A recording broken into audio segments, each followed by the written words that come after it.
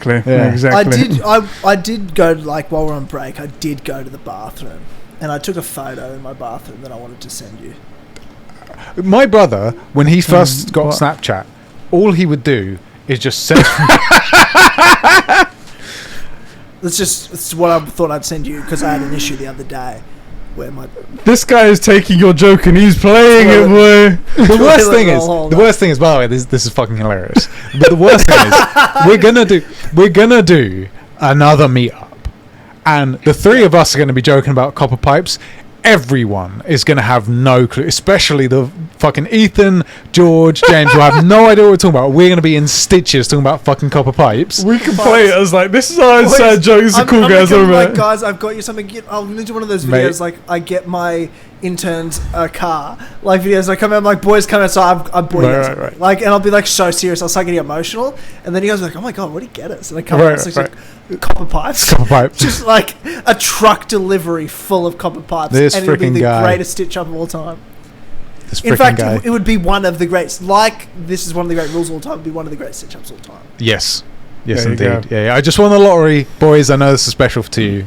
It'll be this copper pipes. Yeah, this is what happens when we record a podcast before another podcast. There's nothing to do with bullshit we're talking about. Yeah, I know. Right now, we should have started with Streamcast. We should have started with This is now the Streamcast. So, ladies and gentlemen, welcome to Streamcast. Welcome. Network, the Four Pillars Network. Excuse me, your network. Hosted by your network. Boys here from Conversations, Eddie and Sheps. This fucking guy. And we're here to talk about. We'll cut this in post. It's fine. Yeah, this one is of the great Marvel films all time. I think we would all agree. The writing, I'd say the pacing as well was pretty outstanding. I'd say, honestly, I don't think anyone's ever nailed characters like the characters were nailed in this particular Marvel movie. We're obviously talking about Captain America: The Winter Soldier. Yes, that's right. Which I feel like is about time. We never could shut him up. We could never shut him up about Captain America. Look, let me start this off for you. I feel like it's the pot calling the kettle fucking copper, mate. Oh, shit! Days. This is gonna go into our outros thing that we put on Patron. Yeah, this is definitely gonna go into that. But seriously, fucking, we've got to keep this in. We've got to keep this in. This is going for the intro. This is going to be at the beginning. Everyone's like, has the show started yet? In fairness, like 1 or 2 ago, we left 25 minutes of black screen. But did you see this, by the way? We left 25 minutes of black screen at the end of, what was that? Loki or something. It was the end of Loki, and I was informed. Obviously, I know everything that goes on my network. Obviously. Everyone stuck around for the whole 25 minutes. We were like, I guess we're just sticking around for 25 minutes of black screen then, and we're just chatting in the live chat. And they literally stuck around for 25 minutes. It was really cool. You guys don't have loyal fans like that. Yeah. Psh, what you say? Yeah. That's right. All right, let's try it. Let's put a nice intro in this one. But that's definitely going at the beginning of this podcast.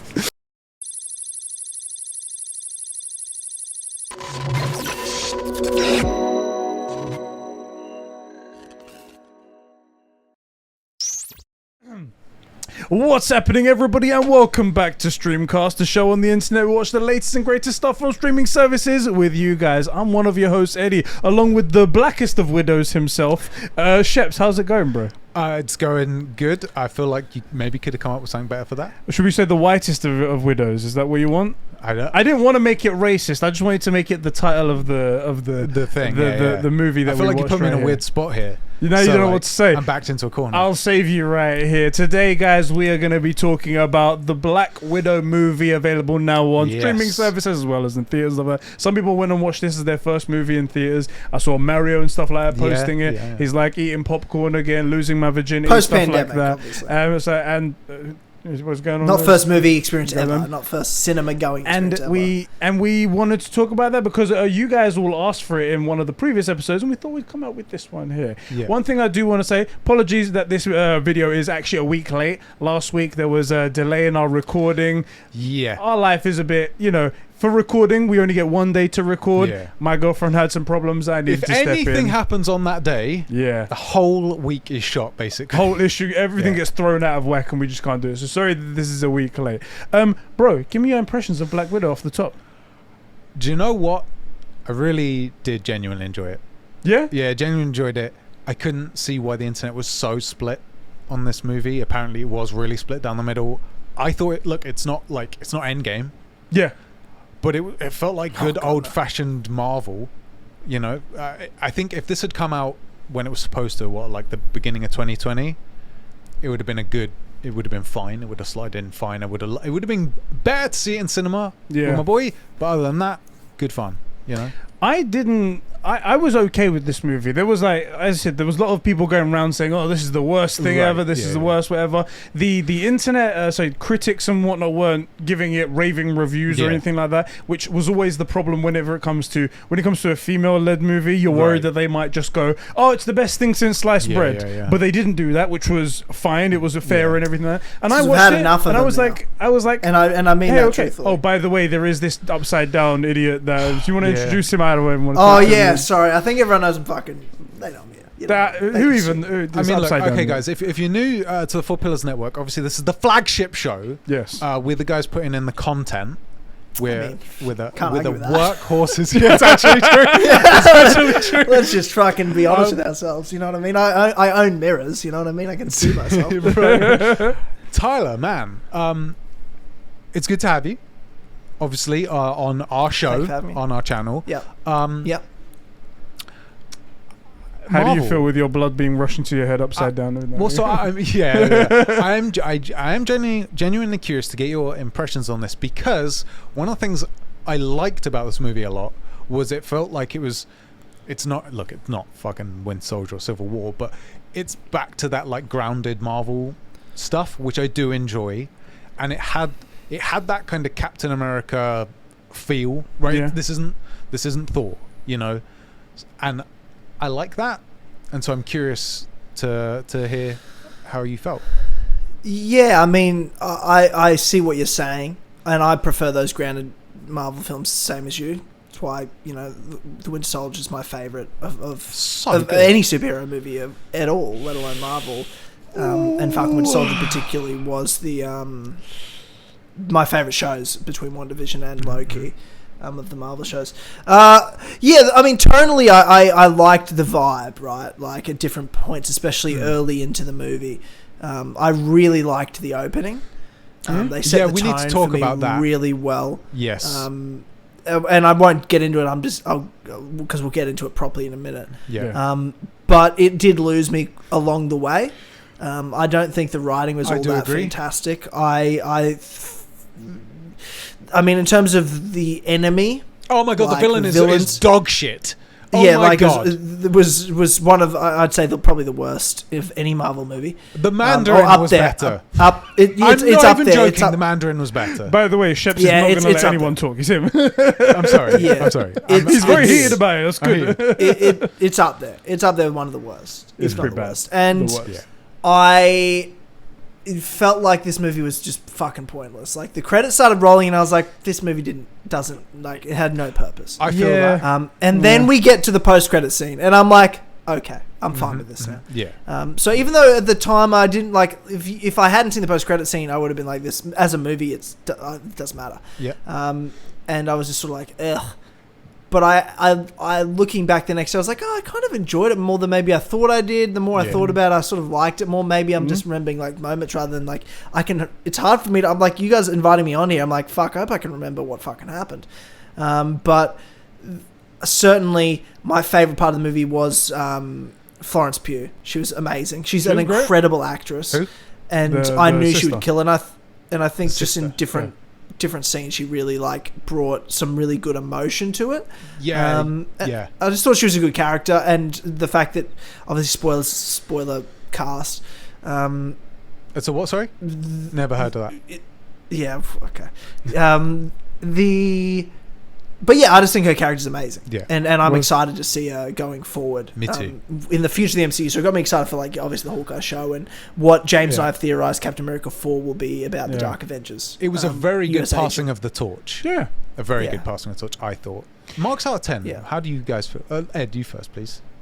I'm gonna put it at a 7. Yeah, solid 7. There was one bit that disappointed me, is that we got such a great performance from Scarlett Johansson, and we got such a good character in Endgame, and her dying in Endgame, spoiler, her dying in Endgame put more emphasis on this movie, more than what was fair. This movie didn't need to have that much emphasis, but it was still an okay movie. It was still a great watch. It was still an MCU movie at the end of the day, so it had its own level of quality. But 7 out of 10 is where I would put it. I agree. Solid 7. Yeah. How about you, Tyler? 5.5. Okay. So for the record, this was better than Civil War, by the way. Just saying. No. Putting it out there. Wasn't. I mean, nothing's as good as Zack Snyder's Justice League, but it's a conversation for another when day. you say 5 or 5.5 out of 10, do you mean like a true 5, or like if a critic, for example, gives a movie a 5 out of 10, it's a don't watch it. It's worthless. No. It's solidly okay. 5's average. Yeah, it's fine. I agree. Yeah, it's fine. Yeah, like 1-ish dog shit. Yes. You know what I mean? Like to me, a true 1 is dog shit. Yeah. Like that's when a movie sucks. The worst movie of all time is a 0.1, you know, or half, or 0.5, or whatever how you do it. But a 5 is like, it's fine. Yeah, like, it's solidly I've watched a okay, lot of 5s. I've watched a lot of 5 movies in my life. I've watched way more 5s than I have 10s. Yes. You know? Like, it's just, most movies are in the middle. Yeah. You know, most movies are a 4 to 7, I would argue. Yeah, I agree with you. You know? I agree with you. And I'd say most Marvel movies, like, I'd say 5's I think the worst Marvel movie is probably a 4.5. You know? They're just the movies that like that Incredible Hulk, Captain Marvel. The movies like I don't know. I don't know if I'll watch them again. You know what I mean? I don't know if I'll watch Black Widow ever again. That's a good point. I actually did. I gave it, when I said 7, I really did find it pretty enjoyable. It's got dog shit. A 7's a great rating. 7's good. I think it's unfair. I think it deserves lower. As a piece of 7's cinema, a hot chick. Like you're kind of hot if you're a 7. Yeah, you like know we said, I mean? get that horny 7. You need to tune into the Conversations podcast. It was a banger this week, by the way. But horny 7 or your heart's getting broken. That's what I'm saying. Exactly. Anything higher than that. I do think that it actually isn't a 7, but I'm giving it a 7 because I really enjoyed it. Okay. I don't like the villain is awful. There's a bit too much like girl power, girls can do anything, and the villain's just like girls can't do anything because they're girls, and not like that was awful. The writing isn't great in a lot of areas. A bunch of it doesn't make sense, but I really enjoyed it. It felt. Do you know what? I think in a couple of years I'm going to give it more like a 5 or a 6. But for right now, it felt like my first real experience coming out of the pandemic and back into normality. And I think I'm giving it a 7 for that reason. It felt like a 2019 Marvel movie, you know? So I think that's why I'm giving it such a high rating. But it was pretty good. It was pretty okay, I think. Yeah.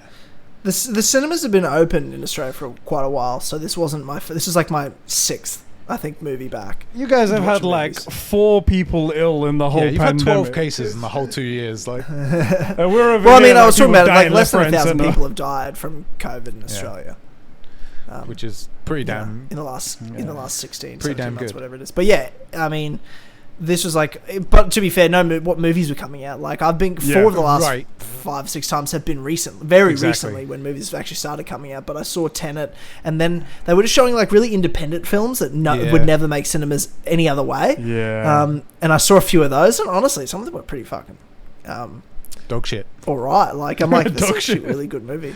I went and watched something that was old. And I was like, I just want to go to the movies. I want to order popcorn. I want to sit in the theater. I want to watch movies. It's my favorite activity. Importantly, though, fuck stuff that's old. This is Streamcast, where we talk about the current, latest and greatest stuff on streaming services. I guess that's why I had the cinema and podcast. You know what I mean? It's made possible by the incredible superheroes over on patreon.com/conversations. Who do we have to thank? We have I just dabbed for Sheps, by the way. Because yes, it's infecting others. So you've got that on camera forever. We have Diogo Dildo, Isak the Ultimate Comsock, Carol of Rivia, aka Casper the Friendly Patron, Record Friction, Jeremy Renner, that's right, an official Avenger, and the one that caused all the problems and is going to get fucked in the next episode. That's a different movie. From a different movie. It's the Assvengers. Martin Scorsese's Master H. Barts, Super Sus Ben Fryer, who's a terrible defective clone of Eddie. He's just awful. QA testing really fucked up there. The Star Wars Encyclopedia Adam Sunling, the filthy FIFA fanatic Joe McCormack, my juicy left nut, the super sexy producer Sean, and Kevin, the number one simp. We forgot the AC. Of Xbox. Thank you guys so much for keeping the lights and mics on and the streaming services going here at Streamcast. That's right. All right. Let's kick it into the movie Black Widow. Your patrons better be fucking happy I dabbed. For the record, they should all up their patronage. They should all do that. For funsies, I was going to leave black screen. Yeah. Now it's going to be 20 minutes of Tyler dabbing. 20 minutes of Tyler dabbing at the end. Just That's my career's over. My career's over. My credibility is gone. To be honest, what credibility did you have? We open with the kids playing together in a field. Yeah, one's got blue hair. It's not like someone just clip Eddie saying that? Like, that was the most... You had no idea where that sentence was going. Let's be honest. No, it's all, Let's just admit it. I've actually got on my notes, opens with kids playing, and I was like, I have to say that. I don't know if a copper pipe could have fixed that fucking sentence. It's fucking guys on the wrong podcast. They're on like a jungle gym, though, aren't they? Yeah. You said a field. But they're playing in like some grassy area. That's the point. He has no fucking idea what he's talking about. Do you know what it actually is? Do you know what actually is? I'm going to need you guys to hold my hand through this. I watched this last week, so my memory is foggy. Yeah. So I'm going to need you guys to bring it back. I watched this 2 weeks ago. What's today's the 29th. I watched it on the 5th. You have good memory though. We have the worst memory. We do, and here. also, and I can't believe I haven't learned this at this stage in my life. I leave notes because I write something and I go, I'll know what that means. Yeah. No, I won't. I never do, ever. And that's like 2 days later. This is a week and a half later, and. So Tyler, you're the one that's going to have to do the hand holding for us then. So holy shit! I don't know what happened. The kids are playing. He said, "Fucking know what happened." Yeah, that was based on nothing. So the kids are playing. One has blue hair, which is weird. I have to say, I thought it was a brother and a sister, but never mind. I didn't know anything. I was like, one has blue hair. These guys have to be Scarlet. It has to be. One of them's got. They have to be them, right? And then like one falls over and is gonna cry, but they're like, no, we don't cry. We don't cry. We don't cry. And then mum comes to get them. Yes. And then they go home, and then dad's home. It's all this kind of first bit's a bit of a blur. It's hard to know. It's a bit strange as well because there's no telling of what's going on, and then you sort of get thrown into it. You also get the vibes that the mother isn't like a typical housewife. She's very smart. She starts talking to them about smart things, like talk about science and things like that, and you're like, okay, what's going on here? It's a bit strange. And then, as you said, the dad goes home. Yeah. Apparently they have to leave, and the dad says, remember when we said one day we'd go on a big adventure? Yeah. Well, today's that day. They all oh god, what's it said here? You don't got any copper piping? Where do you get these memes from? Fucking I just googled copper pipe memes. There's so many. It's fucking amazing. I'm surprised it's an actual thing. You guys, if you are new around here, you need to head to patreon.com/conversations. $1 will get you in. Yeah. We just did a Conversations podcast. It's our Patreon exclusive thing. Tyler was our guest. We had a great time.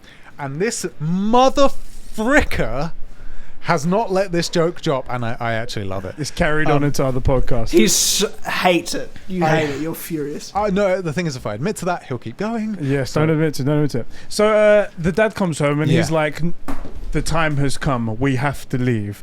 And the mother's like, really? Like, we really have to do it? The kids are completely oblivious. They don't know what's going on.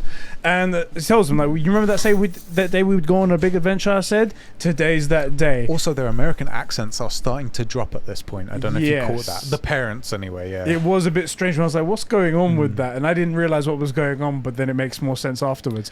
So they get in a car. They get out of there. They head over to an airstrip. So a couple of things along the way in this early phase. On the drive, we're seeing constant Americana. Yeah. So like the car is the typical like family wagon thing. There's those neon signs. There is the flags going. The I forget what song it is, but it comes back later as like very American. It's like Bye Bye American Girl, something like that. The sports feel, it's like a football game going. They're going past, So like everything they go past is like America. It's all Americana. It looks great. And like you said, they make it to like an airfield. I thought it was a green, like a freaking warehouse. Like, sorry, greenhouse. Like area. a greenhouse or something. Like a I didn't know farm. where it was until I saw the plane. I was like, so it must be like an airstrip here.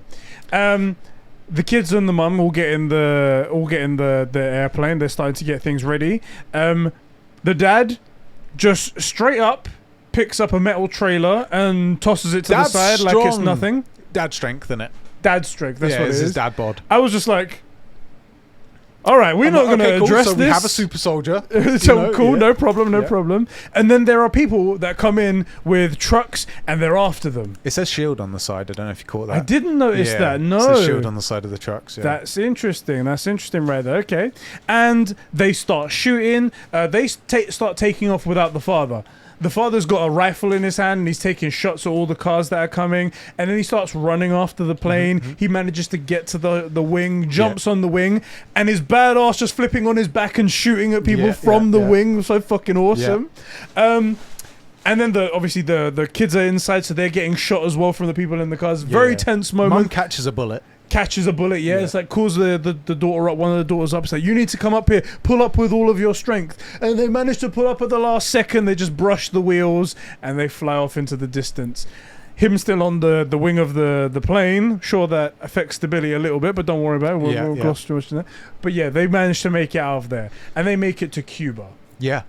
They do make it to Cuba. They make it to Cuba, where they touch down and a bunch of people are there meeting them. Yep.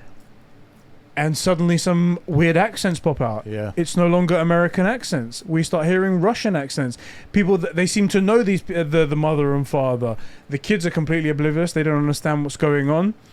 They realize that they're going to be taken away. Everything's going to get disrupted there. They also call him the Red Guardian. I think he says something like the Red Guardian returns. Yes. And you're like, oh, okay, this is Russia's Captain America, maybe? I was like, Russia? I don't even know what this is. What's going on right here? When they say, oh, they're going to take the girls away, the bigger sister of the two... blue hair, yeah.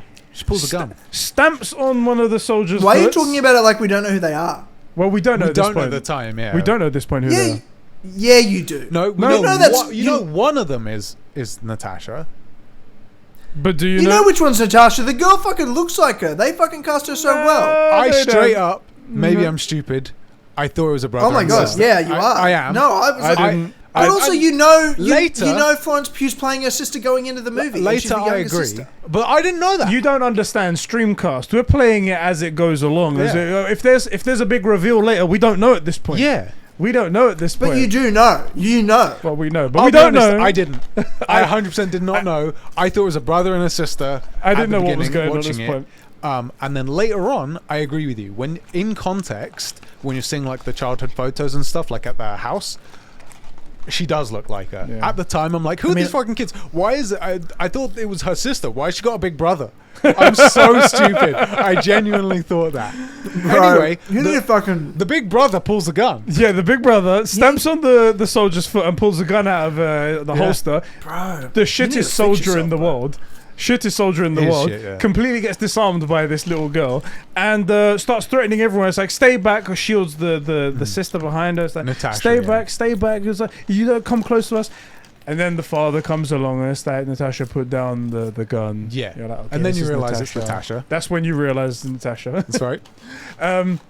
You know, put down the gun. He manages to get through to her. It's like, look, we're not like this. We're stronger than this. You guys are the two most strongest girls I know.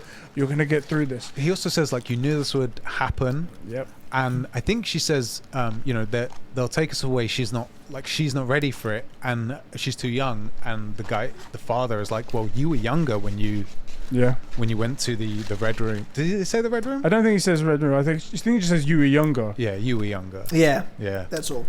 And then two soldiers come from behind, inject them in the necks. They pass out, and the dad doesn't really react to it. He's sort of like, this is part of the whole thing that's happening right here, and they get taken away. Then we have the intro. That's right. Can I stop us here? I don't know how you guys feel about this, and this might ruffle a few jimmies. Yeah. This might be the best movie intro I've ever seen. Ooh. I really, not just in Marvel, I really think this was so incredibly well done with like the imagery, the all-female cover of like Teen better than Spirit. a Skyfall. Yes. Ooh, yeah, absolutely. I think this is the best. I think this was on the level. It was, in my opinion, it was the best, but it's up there. The fact that they had because it's a story about the girl power kind of story, so they had the female cover of Teen Spirit, which is also Americana, but it's very sad and somber and kind of depressing. Great cover, by the way. Great soundtrack. Oh my god, so good. and then the imagery of like what they're going through, and seeing like the dollhouse, which dollhouses are a real thing. They call it a red room here. The fact that you see them like watching the childhood cartoons, so that when they go back to America, they'll be like, oh yeah, you remember Bugs Bunny? Yeah, I saw that episode, because they watched every single episode as homework. You know, like watching them train and do the shooting and martial arts, and but being separated and being transported places in human trafficking crates and whatnot, right. Like I thought that intro was incredible. It was very good, and it served two purposes as well, to give us like an idea of what happens to kids and how they got to this point, and how they get transferred to the red room, and what sort of conditioning, psychological conditioning they get through.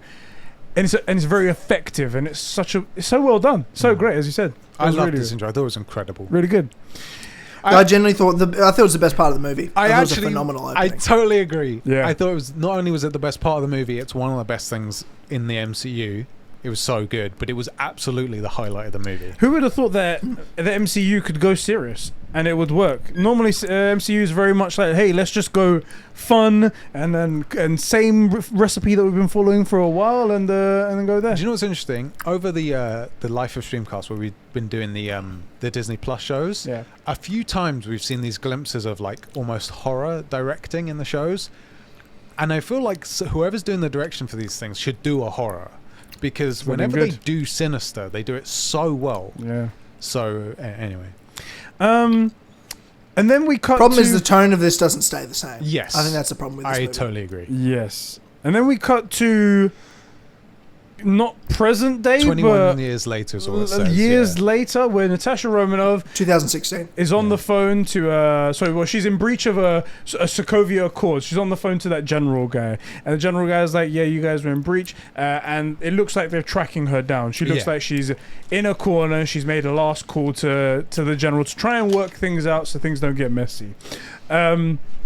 He's feeling very cocky at the moment. He's like, you know what, we've got you in a corner, just come out with your hands up, and we'll sort this all out. You guys doing this. It says you're in a hideout. I've got one of you in a box, she says. And where am I? What's in the next piece here? I've lost my notes. She's in a bathroom doing her makeup. Yeah, she's like, she seems kind of not bothered about it. Yeah, she's very calm. Yeah, but she's on the phone to the guy. Anyway, they track down. It turns out that they've been tracking her tracking thing in her outfit that is in a completely different location, and she's on a ferry. She's on a ferry somewhere, completely different location, and throws her phone into the ocean, proving that she is an ultimate spy. She is unbelievably resourceful. She's a freaking badass. And if she doesn't want to be caught, she doesn't want to be caught. Yeah, that's the basic gist of it right there. It cuts to Morocco. Yes, and there's a bunch of women on roofs with like sniper rifles looking into windows. Yeah, it's very Charlie's Angels. Very Charlie's Angels, yes, exactly. And they're communicating with each other. It's like, we've got a target locked on here. They're after a teacher. Yes. Yeah. I've got eyes on the target. I've got an advantage and whatnot. I can take the shot. And then suddenly the teacher looks out of the window and I guess notices one of the girls. As I've been made, and immediately the woman we're here to watch, the sister, gets up and immediately throws a gun to the side, takes off her jacket, and gets down there and gets running.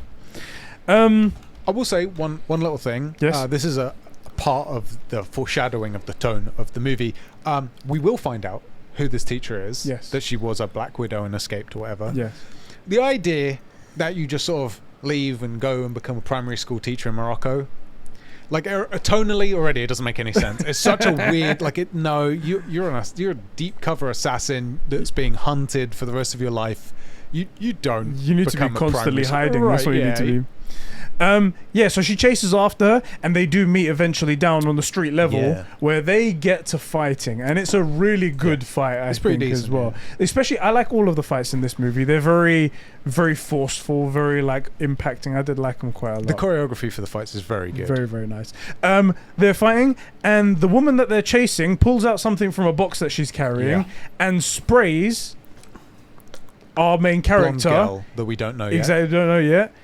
With a red mist. Yeah. And she immediately gets taken back by it, and her eyes go all funny, and she's like trying to sweat out of her face. And then it's like she wakes up from a dream. After stabbing her, though. After stabbing her, that's right. So, and then she wakes up and then she realizes sort of what she's done in that moment. She's like, oh my God, Right. it's you. And then she gives her the box and she says, free the others. Yeah. Yes. Yeah, she does. And she's sort of like, what have I done? What's going on here? All while all of her friends that were also chasing this woman are talking to her, trying to get in contact with her. Yeah, what's going on? That kind of thing. And then she doesn't respond to them. And I guess they all take that as she's turned or something like that. Yeah. So they all converge on number one or whatever they say. And then they all start chasing after her and then shit gets back on Can I track. ask you guys a question? When Yeah. that Red Mist came out, did anyone have like PTSD flashbacks to Thor 2? To like Dark World, whatever it is. And I was like, oh God, no, please don't be Infinity It's not Stone the bullshit. ether. No. Don't no. do Oh, it. okay, it's not. Okay, cool. Don't I do was it. really worried. How's that Sunday, Tyler? Oh, that was fucking tremendous. I just finished it. Oh my God. That's fucking hit the spot. That's what's worth being up and getting 4 hours sleep before work tomorrow. There you Perfect. There is one finale to the scene though. Yeah. Yelena cuts out the tracker from her leg, Yes. and the person chasing her, the team leader, I guess, calls back to HQ and says permission to activate Taskmaster protocol. Taskmaster protocol. That's it. Yeah. Taskmaster protocol. And right now you're like, ooh, Taskmaster boys. Woo, let's go. I Let's mean, go. I know what that Oh, name God. means. I knew I was like, I'm hoping, by the way, that this was like the Taskmaster .v1. You know, that this won't be Taskmaster, because that wasn't good. because allow killing off a great villain before you've even made Yeah. them, right? Anyway, yeah, so we have so what's Hey, happening we cut next? to Natasha in Norway. We cut to Natasha in Norway, and she's gone off the grid. She's living in a caravan that's been provided Yeah. to her by a friend. She has to crap in a bucket basically, and just live on in this place.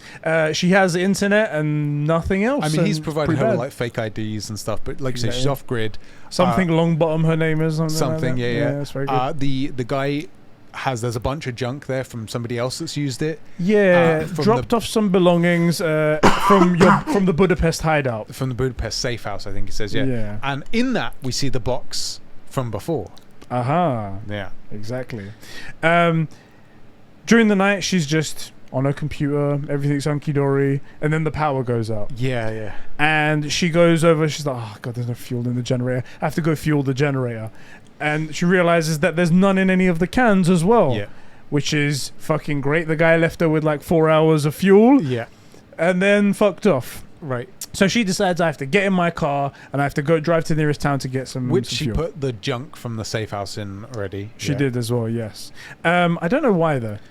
Probably because she was going to go chuck it away next time she okay. went into town. That's how I read it. It's like, I it's guess. all useless junk. I'll throw it away. No need to keep it around. Exactly. Because she does say it's meaningless. Right. Nothing. And then on the way into town, takes an RPG to the face.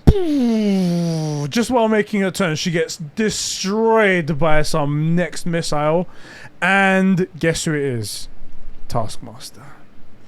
Comes after her, and they have quite a cool fight sequence right here where he essentially mimics... It's not a bad scene, this one. Yeah. This one's not bad. It's not bad. It's where he's mimicking all of her movements. Yeah, yeah. She tries to do her classic movement where she throws her legs up on the opponent's neck, flips round and flips them the over. BJJ thing. But yeah. then Taskmaster does the exact same thing afterwards to counter it, and it's just sort of like, whoa, what's going on? How can you fight yourself? It's very cool. Very cool. Also, I don't know if you catch it, but Taskmaster goes through a few different heroes' stances and moves and motions. Because he has a shield as well. So he's been watching... Yes, he does. Yes, he does. Taskmaster, definitely a man, obviously. Who This fucking movie just proves what a bunch of fucking bigots you two are. Yes, Yes, exactly. Yes, it does. Well, this is it. A man could only I do these can't moves. A woman could believe not do this. You assumed that Taskmaster was a man. To be You honest, fucking pieces of shit. I'm not Unbelievable. sure that Natasha Romanoff is a woman. I mean, Just we saying. never actually asked her. It's true. I think that the stuff that she's doing is actually something only a man could do. Just saying. Right. Same right there. Right. Right. Anyway, so we see Taskmaster doing cool fights, and at one point, just leaves Natasha and is walking over to the car. Yeah. She even says, "Thanks for the exposition. He's not here for me." Cheers, Nat. Exactly. She dives after, goes for the box, and there's a little bit of fighting in between. She manages to get something out of the box. It's for 1 second that I wish they hadn't shown it, because it would have been nicer to be like, oh my god, the box is gone. But they actually show the red light from inside of the box, and I'm like, okay, so she took it out. There's no danger of it getting, and then gets punted off the bridge, into the water, and never to be seen again. And Taskmaster doesn't follow. It's just like, oh well, I guess I've lost. All right, goodbye. Right, Taskmaster, known for giving up easily. Exactly. She then goes, okay, well, this stuff came from Budapest. Yeah. I need to find out how this thing got here, what this thing's all about. I guess I need to go back to Budapest then. Yes. I do have to say as well, one time that she was talking with her friend, and the guy's British, and he's saying Budapest, and she's like, Budapest. It's like, no, it's Budapest. Yeah. It's Budapest. And she's like, Pest. And I kind of agree. Just say it the way you say it in your language. No, if you try and say it like the way they say it, it's douchey. It's just, you know, no one calls Germany Deutschland. Exactly. Do you know what I mean? Exactly. You call it Germany. Just put it out there for you guys. You stupid American halfwit. Russian American halfwit. Stupid woman. There you go. How did they get to this one building then? So, she goes to Budapest, and I assume she knows where the safe house is. Oh, okay, yeah, the safe house. Safe That's house. it. Yeah, okay. They go to the safe house. I yeah. texted you, by the way. I actually called you. Did any of this look familiar to you? Because I'm pretty certain we were there. We've been to Budapest before. We were in Budapest. We went for your stag, and I'm pretty sure we stayed in this block of buildings. The front gate was identical. A lot of the halls, I think it was a different building that we were in, but it was a different one attached to how we got into ours. I'm not sure. It looked very familiar. It looked very familiar. Yeah. So we get there, and she goes upstairs into one of the rooms. She pulls out a key that's in from one of these furnaces in one of the areas, because I guess it's a safe house, so she must know where the key is. And she goes in, and in one of the rooms is another woman, and they start fighting. Gasp! Oh my god, another woman. 2 women in the same room. This can't it's mean that good same news. woman from... Oh my god. Gone. Just you. It's the same woman from... This needs to be stopped. Yeah, we got to. I'm the one that's going to get in trouble. Oh yeah, that's a good point. It's not our channel. Yeah. That's fine. That's completely fine with me. It's the same woman from Morocco. Yes. And we know what this woman does with people trying to help her. She murders them. She stabs them in the gut. Exactly. Stabs them in the gut. Yeah. So... they fight. They start fighting, and it is a brutal fight as well. It's good. There's throwing into dishes and throwing on tables and stuff like that. Yeah. There's a lot of fighting in the kitchen, because of course that's where they're supposed to be. That's where women are supposed to be. That's right. Sorry. I'm so sorry. This is bad. We're bad. I'm in so much trouble for this. Remember, you guys aren't gonna have to deal with it. Send all of your complaints to Tyler. Okay, send all your complaints to Tyler. And then eventually... Control your mods. They're not mods, they're employees. It's worse. This freaking guy. Why am I even in this Skype thing? This guy. Send me fucking memes. They get to a point where they call a truce. Yes, they call a truce. They call a truce halfway through a fight. And with like guns to each other's heads. Oh, no, they're choking each other out. Choking each other out with a curtain or something like that. Yeah. It's basically... She's beating her sister's ass. Yeah. And she's about to pass out, and she's like, truce? All right, truce. Yeah. We'll give her that. Natasha's winning. And then they start talking about like why they're here and what the Budapest job was. And her and Hawkeye were on it, and they had to... After they completed their job, they had to survive there, fighting for their life for 10 days, they said. It was such a big thing. It was to kill Dreykov, and she claims that she did it, but the other girl doesn't think so. It's like, no, I did kill Dreykov. What are you talking about? I made sure. That's why, like, I was here. And she's like, yeah, but all of this that's going on and everything else, and she tells her about what's happening with her. She mentions that the Red Room's still active. Yes. And that's one of the whole points of killing, is it Dreykov? Yes. Was that you kill Dreykov, you kill the Red Room. Yes. And she explains to her as well what the vials are, what they're doing. She goes, now it's, instead of having psychological conditioning, it's now chemical conditioning, where they control every one of your thoughts and every one of your actions. And this wipes that out. And that's kind of the evidence to suggest that the Red Room is still going, because all of this is happening, and she's one of them and whatnot. Yeah. What happens next? Ninja Girls attack. Exactly. All of a sudden, boom! The ceiling explodes. They all hide in various corners, and a bunch of women turn up with guns and very much like SWAT team entering through the ceiling type thing. Very, very cool stuff. FBI, open up. And they have to really fucking fight their way out of this one. Tyler, what is your favorite fight in the movie? Like, in this movie? Yeah.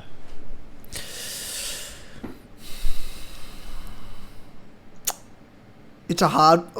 Because I thought the end one was quite cheesy and a bit too much. I agree. I didn't mind the prison one, to be honest. Okay. Yeah. I didn't mind some of that. It was a bit dramatic, but I'm like, but it's a bit what Marvel's about. Yeah. But I mean, they're not the greatest. They're not bad, though. Yeah. Not some bad fight. Like, if you watch The Winter Soldier, Black Widow has better fight scenes. Yes, she does. Like, in that movie than in the whole of Black Widow. But probably on the bridge of Taskmaster at the start. Yeah, I like that a lot as well. I feel like, especially when you bring in the rest of the girls, things just get a little bit hazy because, like, for example, earlier when they're changing. Samey. Yeah, exactly. In the safe house when they're changing, we see how busted up she is from facing off with Taskmaster for all of 20 seconds, right? Yeah. So she's busted up, and then fighting a superhero is one thing, but she's getting shot at by ninja assassins. Yeah. And we're constantly reminded that these are all human beings. Yeah. Right, like another Black Widow was killed by a little blade in the stomach a minute ago, right? Yeah. And so I feel like, in a weird way, it makes less sense when she's fighting humans than when she's fighting super soldiers and stuff. Yeah. I feel you. It feels a bit odd because, you know, she's like getting shot at but never gets hit. But then anytime they're not shooting at her, they hit everything. Yeah, it does seem like that, yeah. So weirdly enough, I don't like any of Natasha's fights in here except the Taskmaster one, and that's that. Yeah. I feel you on that. I can quickly wrap up the next sequence of events. They're fighting. They're trying to escape with their lives.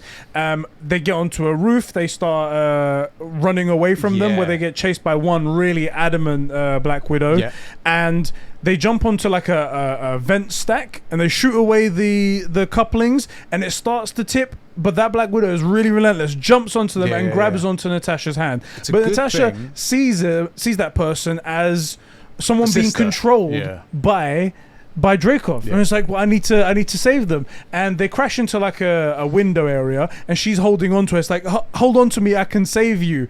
And instead of being wanted to be saved, she pulls out a knife to try and slash at Natasha and drops down into this pit below. Yeah, breaks her legs or something. Breaks her leg. She's really fucked up. But this is the problem with this movie, the tone switches it does. Yes, it does. From like serious and dark to trying to be humorous, and I don't think it nailed the balance. There was some quite jarring moments, and moments like this that are really good and a really solid moment in a dark movie that subject matter wise should be quite deep with what, you know, Yelena, these girls, and Natasha have gone through. And they make a joke of it, but this is one of those moments you're like, holy shit, this is some dark serious shit. But then 10 seconds later, they're having some laughs, and it's sort of like, what the fuck's going on? So as good as what you're saying, Eddie, with this scene is, it also represents what's wrong. Yeah, I agree. It's hard to take anything seriously when you have those switches so often. There's one which I actually really liked. It's on the station at the end with Yelena, and I was like, I enjoyed it at the time because it was funny, I thought. But then, which we'll get to when we come there, but like, tone's not really right for jokes here, you know? Like, is this a comedy? Is this a carefree action? Or is it a dark thriller? Like, which is it? Because it can't be all three. It can't really be two of the three. It's very much Marvel wanting to stick to the, hey, we're family friendly, we're for everybody, everyone can understand the jokes and laughs. But you're also trying to tell a serious story here, and you need to, it's a very hard line to tread.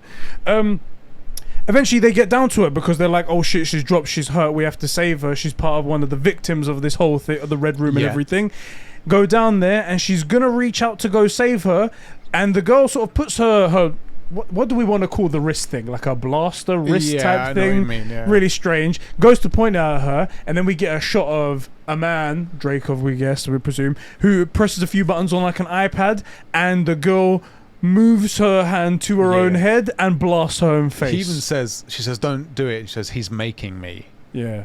and it's just like, I mean, this is one of the things I hate most about this movie is his reasoning at the end. Dracov's evil guy reasoning. He's not a villain. Thanos is a good villain. Yes. Because he has a reason and he makes a really good case for it. And you can totally see what he's saying. But you're like, I probably wouldn't have gone that way with it. Yeah. But he thinks he's doing the right thing. This guy is just evil for evil's sake. Yeah. And also just seems to hate women because he really is just really fucked right. up. Like, Just you have this incredible not asset. a great villain at all. Like, ninja assassin who with a broken leg. Yeah. And you're just like, yeah, let's just get rid of it. Delete. Yep. It doesn't make any sense. We then cut to a chase scene. They're running away from Taskmaster, who's in a massive ass tank. And this tank is the most agile tank you've ever seen in your life. Yeah. It's getting around corners. It's running around. It's destroying everything in its path. They're on a motorbike, right? They are on a motorbike at one point. Then they get into a BMW, and then they start driving around. And it's quite a chase scene right here. I didn't like it particularly too much. I think it was a bit much. It was a lot much. It was not much. But they do in the end Way too give the much. Taskmaster the slip, and they get away. They'd also put out those clips on YouTube from this scene. Yeah, I feel like I felt like I'd seen the whole scene before. Yeah, I totally agree. Yeah. I did like the way this not scene but like section ends where like they end up down in the subway. Yeah, they give the Taskmaster slip by. So things bleeding. Yeah. Her sister's bleeding, and they make it seem like she's gone into a vent. They make like handprints on it, but like then a sewer thing, exactly. And Taskmaster goes down to follow them, but they've gone up into a vent up somewhere in the underground somewhere. I liked that aspect of it. The whole like that Natasha even at this point is still like thinking ahead. This is really Black Widow's like quote unquote superpower. This is why she can hang with the Avengers. Not because she can go toe to toe with people from Endgame that put that one shot Vision, which that bugged the fuck out of me. But that but like the real Black Widow stuff is like what we see where she's like, you think those two Russian guys have the best of her, but she's not really tied to that chair. She's interrogating them. Yeah. She has Loki in that cage and gets emotionally manipulates him into thinking he's manipulating her and gets him to admit that's Black Widow's skill set. And part of that is here, under these conditions, still manipulating the person and the situation to make them think they've done one thing when they've done the other. Yep. That's Black Widow's power, and that's the Black Widow that I love. I did also like up in this vent where she says like, because I think Yelena says, how did you know this was here? And well, we hung at me and what's Renner's name? What's his name? Clint. That's it. That's Clint, it. Yeah. We were up here for like 10 days. Yeah. And you can see like there's like freaking Markings. scoreboards and stuff on there. This is where they also break down exactly what they did in Budapest and breaks down the story that we've heard many times, but we just never heard exactly what's happened in Budapest. Budapest, we hear it so much. She tells him, it's like, I used Dracov's daughter to know when Dracov was in his office, so that I murdered can. an 8-year-old. That's a funny story we bring up all the time. That's the thing. They bring it up in all the other movies, and actually the story is that you used an 8-year-old, murdered that 8-year-old to kill another guy. In fairness, collateral damage, innit? And as I think Dracov would also contest, only a girl. Only a girl. That's true. Doesn't really matter. Worthless. Right? It's not like it was worthless. a boy. So. Remember, send all your complaints to Tyler Tynemite. He's the one that handles all of that. I'm on annual leave. So it turns out that he used her to make sure that she knew he was home. And Clint on the radio was saying, "I'll be ready to go." She gives the go ahead, and they blow up the building that they're in, along with the girl, along with Dracov and everything. And it's a massive explosion, which any normal person would say there's no way anyone survived that explosion. Yeah, especially two normal human beings. Exactly. And turns out that it didn't do anything. Dracov must be back, though. She's trying to explain why I thought Dracov was gone because of this. I dropped a building on him. Exactly, but it turns out he's still alive. They also talk about, this is the point where they talk about the psychological conditioning versus the new chemical brain altering that they've done. The red vials were manufactured by an older widow, the one that I killed in Cuba, or was it wherever the hell they were? Morocco. And then they move on to the most unrealistic scene ever. Which one? So they get on the move after this. Yeah. They get in a car. They manage to steal another BMW, which I think is the new product placement for this. It's not Audi anymore in the MCU. It's now BMW. And she does the most unrealistic thing, and she changes lanes using an indicator. That's right. She's in a BMW. I have had a BMW in my past. That's a great pickup. That's actually a fantastic pickup. I've owned a BMW and that did not have any indicator stalks in it. And if it would have happened, immediately someone's like, "Cool shield." So there's fucking aliens on the road here. The mate. TVA would have popped in and pruned this These are the timeline. scrolls. These are the fucking scrolls. Exactly. True. Exactly. This is not accurate whatsoever. That's when you know. And this was the moment that I got in a detached. BMW and actually use an indicator. Mate, This is the moment I was detached from the movie. I was like, that's it, I'm out of here for that one. I do want to say that, actually, on this little, like, sister escape thing, just before they steal that car. Yeah. I actually kind of enjoy their little chit-chat. They end up somewhere else in, like, a little corner shop. Yeah. And I feel like someone's going to notice Black Widow, but let's pretend we don't know Natasha. Yeah. And they're sort of talking about things, and she's sort of saying, like, you know, why didn't you look for me? You know, you were okay because you went and left the Avengers. Like, you had everything, and, you know, there's this conflict. They kind of have a chit chat. She also, I really appreciated this. Yelena brings up, why do you always do the thing? You drop and you look up. You know, you do this. The flip your hair thing. Like, why do you always do that? And she actually shows Personally, it. I enjoyed that. I loved that. Why people I loved that. Yeah, I thought great. that was hilarious. It was well timed. It was very sisterly, and that's one of the things. This is one of the, I thought actually the family dynamic thing was one of the best things about the movie, and that's where, like, they're not sisters, but yeah, actually they are sisters. Yeah. And that for me was the first start of that, and I really enjoyed it, and I really enjoyed their little chit chat at the end where they're like having a Coke or whatever. Yeah. Talking like, well, what are you going to do now? I was thinking about killing the guy and shutting down the Red Room. You know, you're going to get killed. Yeah, but it'd be fun. All right, let's do it. Yeah. And that's where they call out the British guy, the friend that they had before, and ask for a the jet. arms dealer. It's like, we need a jet. Yeah. No problem, I got you sorted. In fairness, the reason they do that is Yelena, one of them says you don't know where it is, but we might know someone that does. Yes. That's why they need the jet. And they need the jet to get to this person. They go to the area where they're meeting the British guy, and it's a rusted old cargo helicopter. Yes. It's like, I asked for a jet. Well, when you don't give me any time and enough resources or money, then this is what you get, all right? Yeah. But also, she's got a bag there as well inside the jet, and we also see a sneak peek of the white suit in there as well. Yes, we do see that. Yeah. And it also turns out that General Ross, the guy from the beginning that we saw, the guy with those handling all the Sokovia Accords and stuff like that, has been poking around and asking for Natasha, and is affecting the guy's business as well. Like, while this is a friend, you're affecting my business, and you know this is getting a bit too much. I'm ultimately a black market arms dealer. Yeah. So, come on, don't affect my business, right? I know you work for the Avengers for I good like things. to do things for my friends, but And then we cut to the prison. yeah. With the Red Guardian himself. Yeah. And he's explaining all his old stories about how he fought Captain America, kicked him on his ass because Captain America's a bitch at the end of the day. Yeah. And it's just recount all these stories that, oh yeah, I fought him, I fought the Winter Soldier, I fought this guy, don't worry about none of that. And meanwhile, he's just arm wrestling everybody and just casually just breezing through everyone. Anyone who was coming up to him. And one of the guys, one of these really big guys, comes up and he questions one of his stories.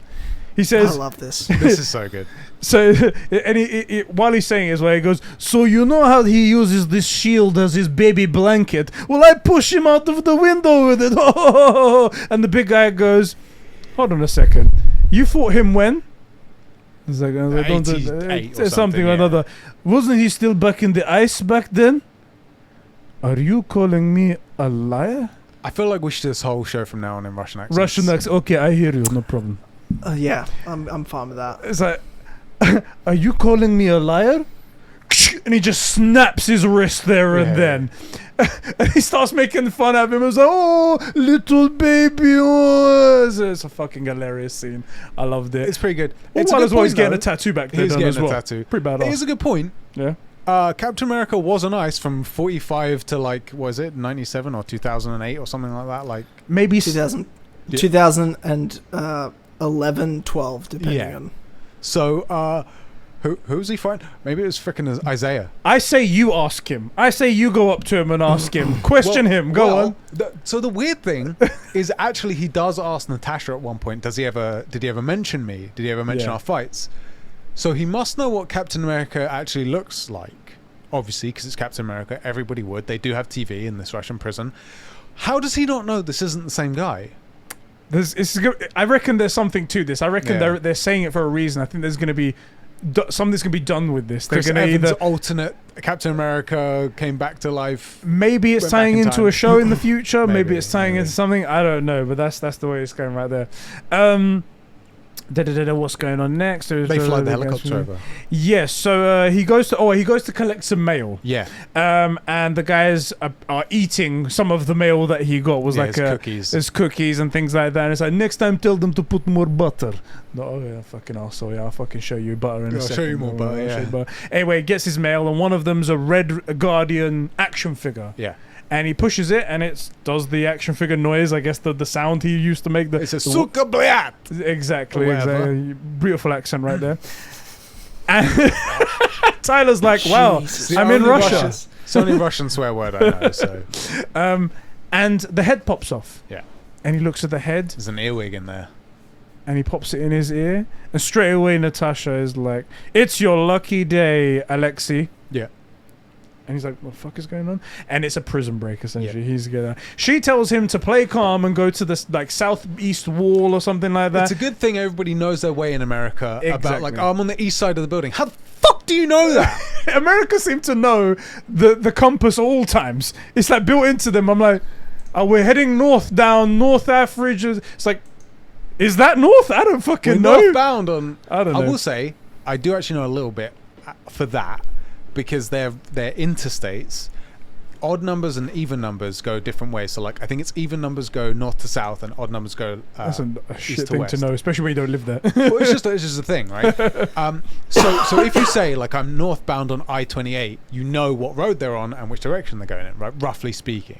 And that's how they do those roads. But knowing if you're in the southeast corner of a building, that's totally different. That doesn't make any sense to me. Especially when you're out in the middle of nowhere, right? There's no like roads to reference anything. Right. Anyway, but instead, he decides to start a prison riot. Yeah, she says keep it on the low down, yeah. He punches through the screen, grabs those guys that were making fun of him. He starts letting other prisoners out, starts fighting with them. Everyone starts fighting left, right, and center. It becomes a whole massive thing. It's a riot, yeah. They bring the helicopter down close enough to get their father. And the helicopter scene was just a bit like, what the fuck to me.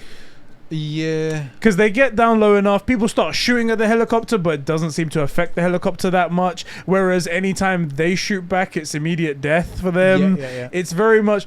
And you know how helicopters are delicate things. They're pretty delicate, yeah. You're just not going to withstand any of that stuff right there. And there's one point even where she starts getting shot at, and she's like, oh, there's a guy over there with a big gun. I'm going to need to take him out. Flips it on autopilot, casually walks through into the back, pulls out a nice big rocket launcher, and shoots it away. So like she sits down, there's bullets come ping, ping, ping, ping, ping next to her. I think, don't get me wrong, I get the point is that she's experienced in danger and stuff. I get that, right? And she's a badass. But... like this helicopter's going to be coming down, or you're going to be getting shot, because as we see, any bullet that comes near that thing just goes rips straight through it. It's not armored. Yeah. So she gets really lucky, at least. Yeah. Anyway, Natasha does go down and starts fighting with people. One thing, and I did actually appreciate it, the bazooka blast sets off an avalanche. So we're under a time constraint now. Yes. And on its way down, she's looking and goes, damn, that's a pretty cool way to die. Which, fair enough. Yeah. Natasha's down there, she's fighting away people, and eventually they do some cool maneuvers, and they do get the Red Guardian out on the line that they've let down. He gets up, he's happy to be out. He's like, yes, I'm free. What the fuck is he said now? What's he said now? He's on the wrong podcast. What is he sending? I don't know. God. I'm now thinking he's making these memes. He has to be. He's definitely There's far too many. But it also proves my point. These are just photos from my house I'm sending through. That's it. I knew. But it also proves my point. He sent a wine wreck that was made out of copper, by the way. Everything can be fixed with copper pipes. There you go. It's proof. He's sending us visual proof. I hate that you're making it true now. Well, it's just simply a true. He tried you know what I mean? to take me down, and he made me stronger. Mate, I'm trying to just agree with you. Simply, you've spoken of simple truism. I just want you to take what you said right there. You're agreeing with Sheps. Your life has hit a new low. One thing before I can't get much lower, mate. I'm exactly, I don't. Well, you managed it somehow. You managed to get lower. Hey, it doesn't feel like it. It feels it's still just as cold. One thing, when it's dark. God damn it! Oh god! When Natasha drops from the helicopter to get down, she does do the pose. She does the hero landing. Calls her a poser as well. God, poser! What a poser! And yeah, they managed to get out of there. The avalanche crushes the facility, and they're okay. So it's okay. Just kill everyone else. Doesn't matter. A lot of set pieces in this movie. A lot of very particular set pieces. Yes. Alexei gets up to the helicopter and he's happy to be free of this place, right? And he's happy that it was his daughters that saved him. And he's like, "Oh, great! This is amazing," stuff like that. And they're very like cold. They don't want to talk to him first of all. And then you can tell that Natasha's very agitated because essentially the last thing that happened was he gave them up to the Red Room. Yeah. Exactly, and he's the reason why they've got to the state that they are now. And then he goes, "Why are you so angry? Is your time of the month or something?" And then that triggers them off. It's like, well, when you get sent to the Red Room, it's kind of hard to have a time of the month anymore because they just get in there and they it all out, scoop out all your ovaries and your wombs and your ovaries and stuff like that. They really don't leave anything. And he's just like, okay, all right. I don't need to visual, hear any more about how women work, okay? So I didn't even get to the fallopian tubes yet. God. Can I take one more second? Because I did forget one thing. I did want to mention it. Go on. Back before they steal the BMW, because it will come back. Yeah. And it sort of builds their sisterly relationship because they band together to beef him out here. There is this cute little scene where they ask, like, did you ever try and track down your parents? What did you have any plans? Is this what you wanted to do? And they say about how like Yelena wanted a dog, and in her head, Natasha became a teacher and stuff. I just thought it was a really cute scene. I totally forgot about it because it will come back, and I wanted to make sure we mention it. It was a very cute scene. I like the sister act stuff. Yeah, I thought it was the best bit in the movie. So they go, okay. They ask? Oh, first of all, they go, I'm really proud of the things that you've accomplished and whatnot. Like you're Black Widow. You're this. You're that. But he's really proud of like really terrible things because you've killed so many people. It's Soviet Russia, isn't it? Basically, it's just that you've killed so many people. Look at how awesome you are. Look at how great you are. It's really kind of weird to hear praise for that kind of stuff, but it's praise for your daughter-ish. So kind of, yeah. So the sister the least likable character of all time, though. What, the father? Let's be honest. The father. I was just like, fuck this dude. I fucking loved him. I quite liked him. I loved him. But I know what you're saying. Probably because he's fucking Hopper from Stranger Things, and that show's fucking weird. Maybe. I like him. And in fairness, it actually is Hopper from Stranger Things because that's how they leave him off. Yeah. So he actually becomes the Red Guardian. That's where he went. It makes sense. It's the opposite to It's the opposite to Winona Ryder, where Winona doesn't know it's an act, right? And exactly. It's Hopper's double acting. Exactly. So, that's exactly it. Yeah. The antithesis of Winona Ryder. The Red Guardian tells the girls that Mum Lena knows about the Red Room. She made it. Yeah, pretty much, or she was involved in it, and then she leads something for it. Yeah, she's like something to do with the chemical conditioning that they do. Yeah. She's something to do with the lead of the project of that. So she's involved with it. So she would know exactly where the Red Room is. And they go, okay, we need to head there. And they go, we don't have enough fuel to get there. And he just says out of nowhere, don't worry, we'll have enough fuel. Okay. And then the next scene is them just crash landing into the middle of nowhere with no fuel. And it's like, cool. How's that working out for you? Guess we didn't have any fuel for that then. And then they get out and they get walking.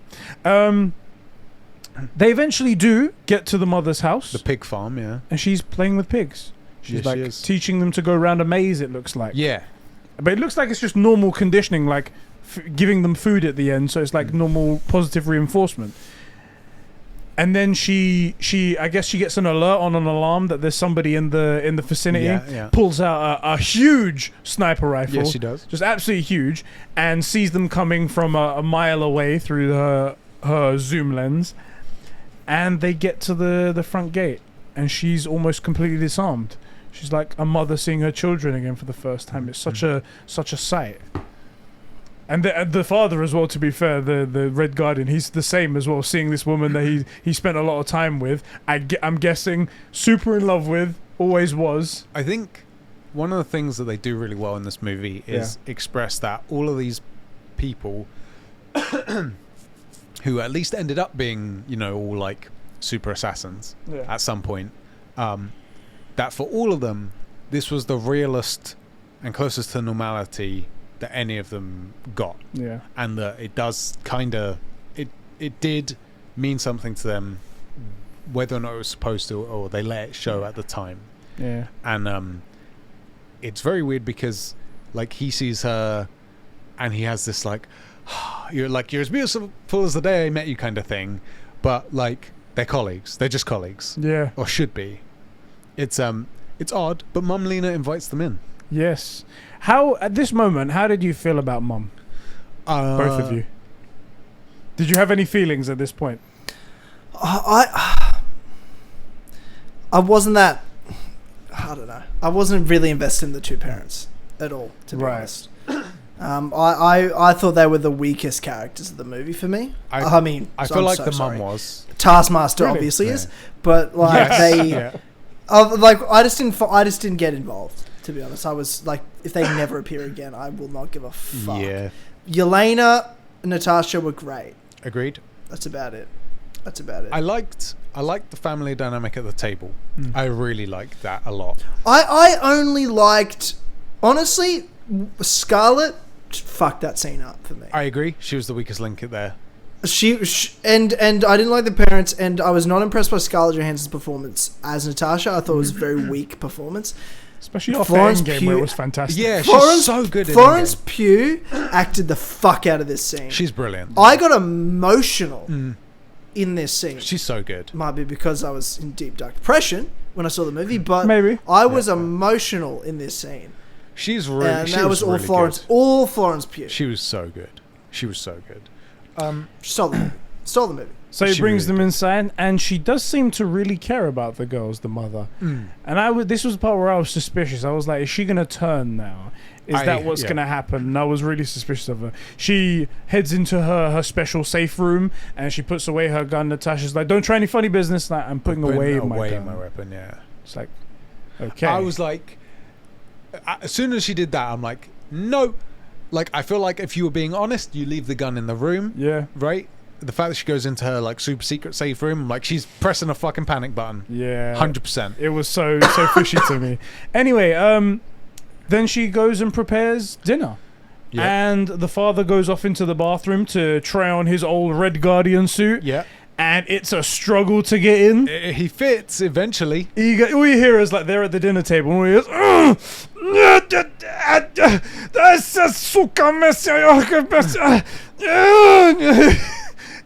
and you cut every now and again to him trying to squeeze every ounce of belly fat into that thing. But eventually he does. And he's like, it still fits. And she's like, I didn't even wash it. Oh, bravo, bravo. Yes. It's very almost like patriotic. It's like, yes, Mother Russia. Yes.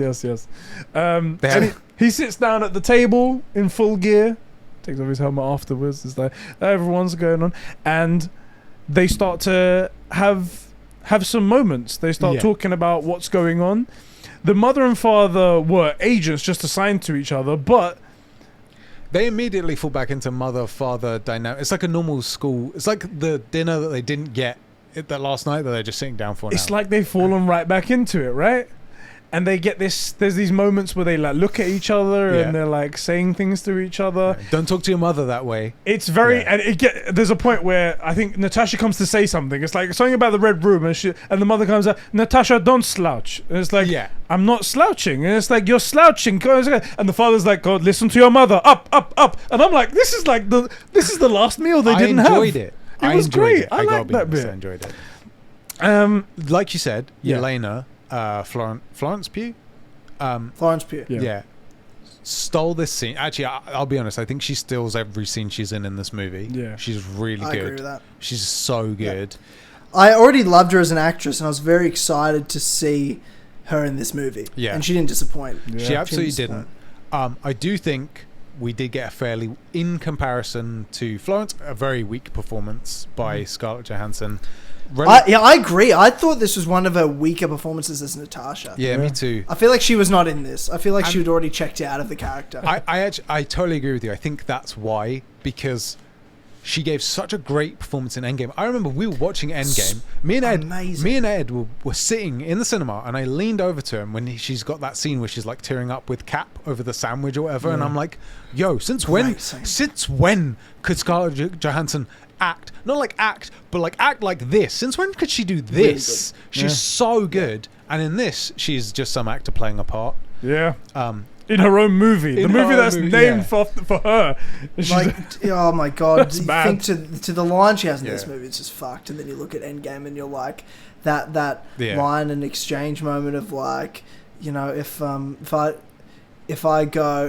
move on, who does this? Maybe it doesn't need to be done. Yeah. Like, if that lines like that with the Russos directing. Yeah. And then you get, I don't know. I just thought this was a bit. I was disappointed by Scarlett Johansson's performance. Is all I mean. Like, she wasn't bad. No, she wasn't bad at all. But what we know that she can do, with this character, it just felt like she checked out. I mean, it felt like the whole point of the. I mean, let's be honest with ourselves. The whole point of this movie is Florence Pugh. Yes, it's to get her. It's to give her the Black Widow mantle. Yes. Yeah. Yeah. We do have some more conversation. They start talking about the Red Room and stuff like that. Mum Lena brings in a pig. Demonstrates exactly how they control people's free will. Brings the pig in using an iPad. Tells the pig to stop breathing. And the pig just stops breathing, collapses for a moment, and she has complete control. She's like, they could have lasted another 6 seconds without breathing. Turns back on his lungs, and he goes, okay, you can head off now. Pig just heads back out. There is one thing about this. They did say they stole the technology from the Winter Soldier project, they said, which is kind of explanation of how they've... You didn't just stumble upon this technology and whatnot, but okay. There is one thing, which is that both of the parents are much more comfortable around what's happening, and the girls have formed back into their actual selves a bit, and they're much less comfortable around this and what's happening. Sort of showing us again why these two people who clearly did develop something just let everything happen the way it did. You know, they were much older, much more experienced, didn't really care. Their souls have been destroyed functionally. So they're okay with a pig just doing that, and they're like eating dinner, and it's not a problem. It's normal to them. Whereas Natasha and Florence are still kind. You know, so that's like it's kind of a big deal. Yeah. They all sort of like get pissed off and they all separate, especially the Elena, that's it. Elena heads off to one of the rooms and she's a bit pissed off, but the father, Mr. Red Guardian himself, he's going to go and he's going to be the Russian Captain America and go and fix it. I'm going to go fix it. Don't worry about it. And it tells a terrible story about how he himself, about how he got his hands in an icy lake and frostbite sets in really quickly. So my dad peed in my hands to save me, and it's just a terrible story. Because pee never turns cold. It's a terrible story. It's also it's awful. Too long of a scene. Too long of a story. It was too long. It really was. And one of the things that bugged me about this is his character of like, once he's out of prison, it's almost like he has a potential redemption arc here of like actually being the dad that he played, and he could be something. He could save himself a bit, but the girls can save him. And then this story, it's just all about him. Yeah. But then he goes on to sing the song that was her favorite song. Yeah. And it's just like, if that story had just been like, look, here's this bad thing, but this is what parents do, and that's why I'm here. Like, I don't have to be with you. I could have left you. Like, I'm a super soldier. I could have left you guys. If it had been like, no, I'm here to try and make right what I did wrong. Yeah. But instead it's just him telling a story about someone pissing in his hands, which doesn't make sense because pee still goes cold at -70. No, it's definitely not. It's definitely not. The pee is 37 degrees inside the body, and right. Stupid. It's terrible. Thankfully, this scene is cut short by Taskmaster arriving and shooting the father. Is it Taskmaster? With about Taskmaster. I just thought it was like assassins. Well, a bunch of assassins and Taskmaster. Starts shooting the father with about 20 darts to take him down, like elephant tranquilizer essentially. Yeah. And he finally goes down. And it turns out the mother betrayed them. Yes. We see them. They all arrive and they all see the mother. And she's that whole scene with Natasha and the mum. Yeah, rewind a minute. Was fucking weird. I just found so they had a conversation. It's where pretty much the mother. I don't even know her fucking name. She's that forgettable. Mumlina. Who gives a fuck? She was talking about. Well, that's where you find out. So she dobbed him in and everything. But you're telling me she goes from dobbing them in to the Red Room to from one conversation about a photo album going like, oh, I'm not only going to change my mind, I'm also going to help you take down the people I was going to hand you over to. That I'm one of the top commandos for. And flip. It was just nonsense. Well, and also, it was just nonsense. Terrible story. Why does she know all of Scarlett Johansson, Natasha's story? So they have this weird thing where like at the very beginning when they're fleeing the house, Natasha goes to take the family out and she's like, no, leave it. And then somehow it's here in this house now. Okay, as if S.H.I.E.L.D. wouldn't have gone straight to that house and taken everything. So somehow she has the family pictures, so you're kind of like, okay, maybe it did mean something to her. But she set the alarm to bring everyone here. Natasha asks her about her family. She knows everything. She's like, oh, actually, you weren't, your mother did give you up. She was paid a lot of money, but then she tried to find you. And just like you, she's relentless, and it's kind of a commentary on Natasha. Why does this chick know all of that? I think they're trying she's that high up. They're trying to project that she's that smart and that she's that high up. Exactly. Right. And then she's like, oh, by the way, I need to let you know I called the Red Room. They'll be here in 5 minutes. Yeah. And I'm gonna help you take them down. Right. I've decided in that 5 minutes, we have formulated this plan. This is how we're going to do it. There's nothing could possibly go wrong heading over to this fortress. Well, you see, that's the thing. Yeah. Because they leave so little time in between, it makes you, as the viewer at this point, think that she's betrayed them all. Because there's no possible time that anything else could have been formulated in this thing. Especially not mentioning anything to anyone else. It's just them two that know the plan. And also, it's a good thing. Come on. At least in fairness, Melina and Natasha have this long working relationship. They trust each other implicitly because they've never experienced any form of betrayal or letdown. No. So they'll just instantly back them. Bond with each other right. That's this, and this is exactly what's wrong with this movie. Because they get so much right. Like, everything with Yelena is brilliant. Everything, in theory, like the story beats that Natasha goes through are really good. The pig was great. The pig was brilliant. It was obviously the pig was the star of the show.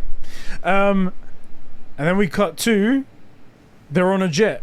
And they're heading to the Red Room, and it's like, and then they start heading up towards the clouds, and they say something about like we're heading in for landing, and the Red Guardian guy wakes up from his tranquilizer at that moment, and he says, "What are you talking about? Ready for landing? We're still at like 60,000 feet, and we're climbing." And then he sees the Red Room in the sky, massive facility, and gets shot in the neck and injected in the neck and gets put back to sleep again. We then go to Dreykov, don't we? Dreykov tells the mother... This whole last bit's a bit confusing. Okay. So they rushed. It's so rushed. It's so really rushed. Weirdly paced. So all over the place. So many repeated, like, sets and rooms with different characters that all look the same. It was very all over the place. It was this all whole over the place. end bit is just... a bit whatever. Honestly, they did a lot of stunts to try to make it memorable. It's a forgettable last 20-30 minutes. It really is. Like I said, they did the stunts. So one of these tropes that I hate this in movies is when there isn't really any story, they just jet set. So you're constantly, every few minutes, you're constantly in a new iconic place in the world. Right? So they jet set you around to keep you stimulated enough to think that something's happening when there really isn't anything there. In this, they're doing the same thing, except it's with stunts and fights that don't need to be there, that don't need to happen, discussions that don't make any sense. So the way I have it in my notes is Black Widow and the Red Guardian are separated. They're put in these cells. Yep. And they're kind of like talking to each other or some shit. Yeah. Yelena gets taken away because they're going to chop up her brain to find out how she identify the weakness. Yeah. They say, yeah. And Mum Lena is talking to what's his name, Dracov, about like debriefing him on what happened. Yeah. And they've also seen that there's Black Widows here. I think that's a thing. And then They're in the for room. no apparent reason and for no like it doesn't really make sense, we find out that either Melina or Black Widow is actually the other one. Oh, it's Mum Lena. She Pulls takes off her face. And we're like, it's- oh my god, it's thing. It's like, Black you just Widow. made a terrible decision right here to do this. Yeah. And Taskmaster, so she pulls out a gun on Dracov. Yes. And Taskmaster goes to attack, but he's like, oh, no, Yeah. everything's fine. And they have this whole conversation, which is so boring, I think. It really is boring. So forgettable. So Natasha's easy. the big thing is that Natasha tries to shoot him and can't. Yes. And he says, look, so you can't do it. Because all of the Black Widows have been conditioned to not be able to do that. Right. But all from the beginning. Like all of them, the scent of his like pheromones and shit. It's like, dude, yeah, fuck. it doesn't make any sense. Like pheromones, right? Because so they your made up- theory works unless there's a strong breeze, right? They- It's bullshit. They made up a whole thing for this. I was just like, come on. And they tried to explain it afterwards. So when like Mum reveals herself in Yeah. Natasha's cell over there, it's like, oh no, they talk about it. They're like, anytime you get close to him, if he's as long as you're within his area, his pheromones will block you from doing. I'm like, it's a good thing. some It's a good thing bullshit. none of these girls are snipers, then, right? Yeah, exactly. That's some bullshit right there. Yeah, it's stupid, but that's what they're going with. And explain how your pheromones saved you from the blast, bitch. It was Right, kinda- exactly. Anyway, turns out I can't do it, but he does make a stark reveal at this point as well. Which is He heads over to Taskmaster to show exactly who Taskmaster is. Takes the helmet off, and it's just a woman with a scarred face. I've And I was problems. like, I don't know who that is So that's Olga at this Kurylenko. point.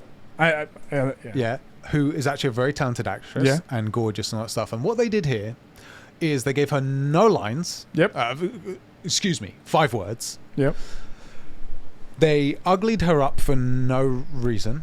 So she survived that blast that you right. made. Just like, Because a building does falling on you just 2 things. It messes up your face and it turns your body into that of a 28-year-old yoked dude because that is a man. And they put her head on a man's body. yeah. That's not a girl's body. Well, actually, we didn't see the It body, was did We see a a dude. disaster of a reveal. It What was- a it was disaster! awful. The whole like Taskmaster in the movie was an absolute disaster. It we? was Taskmaster's trash. a great villain and can be a great villain. In the comics, in Exactly. other media, and Even in games or shows. Even in Marvel's Avengers, it was Yeah. quite fun to like have a Black Widow fight Taskmaster, and then we get this, and it's like, oh, it turns out Taskmaster was actually my daughter that you tried to kill, and she survived the blast. So what I did, I put a chip in her head, and I can now control her to do my bidding because now I don't care about her. right, and I gave her super soldier serum. What? Like it doesn't make any sense. It's garbage. It is just it's the worst. lazy, super lazy. It's so Absolutely. bad. Yeah, so then she sends Taskmaster away because he knows that Natasha can't kill him. The pheromones are too powerful for Natasha. She can't handle it. Because an Avengers never overcome adversity. No. And then she starts getting under his skin. Yeah. Now this is something really fucking unbelievable because he has all the control. He has all the power. Right. He has everything. She has nothing at this point. And then she starts saying things like, about women and then you control all of these women and stuff like that. And then somehow it gets under his skin and he loses it and is like, shut up, and starts like beating her. Yeah. And she starts like laughing at it and stuff like that. I'm like, what is this scene? Yeah. So What what, happens they did, here? what they did was they took those 2 scenes I mentioned, where she's quote unquote being interrogated by those Russian generals Yeah. and talking to Loki, and they went, "How can we slot this in to this movie. Yeah. And so they do this and make it... But also not make it that interesting. Right, exactly, because we have to pass the torch. Yeah. A bit overdone. It's just overdone. Yeah, it's just not good. This is by far the weakest part of the movie. Yeah. Also, his Russian accent, I forget his name, he's a famous English He's actor. a British guy, yeah. Yeah, he's got a strong London accent. Yeah, Londoner. And his Russian accent is worse than mine. It's about as good as ours. It's garbage. He Yes. drops it like multiple times. It's just not good. It's not good. He's also a villain in the most... I was going to say comic book, but it's comic book villains are more than You this. can have good comic book ones, yeah. He's a villain because he's a villain. He's bad because he's bad. And you know how you know? Because the whole room is red. These girls that are worth billions... They're worthless because they're girls. Yes. And I can get rid of billions in assets because they're just girls. I'll find more girls. Girls are worthless. What? What are you talking about? That was such a dumb thing. It's like one of my character traits is I'm evil because I don't like women. It's like right. That's not a good character trait. It's not a good villain It's trait. not compelling. It's not compelling at all. One of the things that's so great about the Black Widows and why they do the stuff they do in the Red Room or the dollhouse, whatever you want to call it, where they remove their ovaries and stuff, is so that they never are going to get attached to anything over the job. That is such a sinister thing. Yeah. And the villain is just like, yeah, girls are worthless. So if I get rid of hundreds of trained assassins with all this secret technology, it's not a big deal because there's more worthless. Because it doesn't make any sense at all. Oh, and by the way, at this point, Mum Lena and Red Guardian have woken up, done the face reveal, and it turns out that while everyone's calmly discussing things, Yelena's about to be lobotomized. Yes. Start drawing on her face, and what are we going to cut open here? Lovely bubbly. I will say, of course, she steals the scenes, but this one bit where she's like, well, this is a way less cool way to die. That cracked me up. She gets her earwig activated because they slipped one in her before she left. They slipped one in her while she was asleep. Her parents slipped one in her while she was asleep. I didn't want to say it that way, but that sounds factually correct. That is correct, yeah. They activate it and they say it's like, I've left a small blade in your right pocket area, so grab that and you can get out of there. She quickly slices herself out of there, kills those doctors. Yeah. It's gonna trigger Last of Us Part 2, just saying. And gets on her way. All the meanwhile as well, Taskmaster comes after them and starts a fight off with the Red Guardian. He pulls out, I don't know why this is a thing, but pulls out Black Panther Wakandan claws. Yeah, I think the point is, so like, you know how Did you get that? You know how you know how he had you know how Taskmaster had the vibranium blade or something, shield, sorry. Right? It's that he can do or copy anything the Avengers. So, but it's heavy-handed. We know he can do that. Yeah, we know. Also, there's no way this frickin' daughter character is that like Taskmaster looms over what's this guy's name? His actual name? But that guy, the guy, frickin' Red Guardian is a big dude. If you didn't know, he is a big dude. Alexei, yeah. I forget his actual name. The actor is a big guy. Yeah. He's a bigger dude. And Taskmaster looms over him and is also a super soldier. And it's like, this isn't someone's little daughter, you know? Yeah.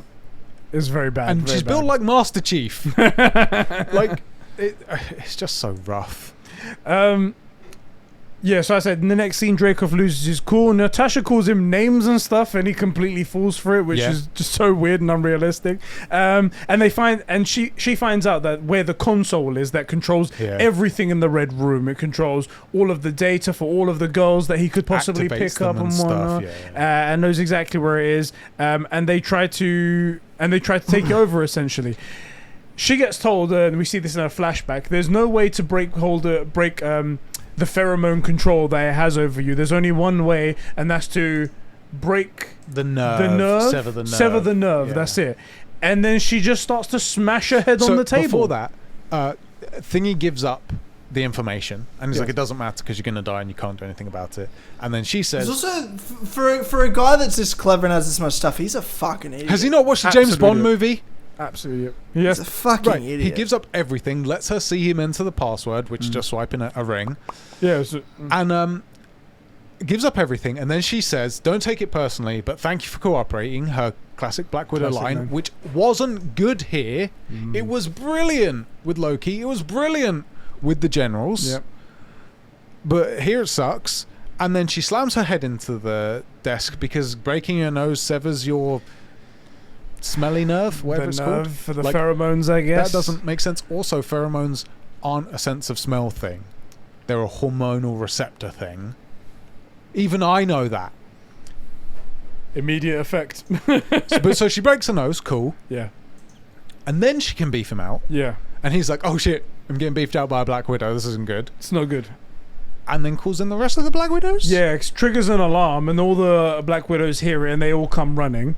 And I'm like, oh, the Widows come to fight. And I thought this would be a really intense moment. I thought this might be like a Matrix moment where he starts fighting all the Smiths.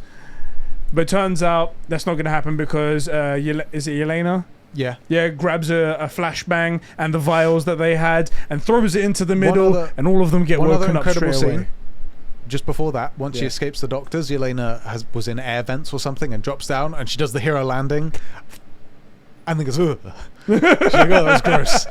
I freaking loved her. She was brilliant. Everything about her was brilliant. Nothing about Black Widow makes sense in this. Like in this final section.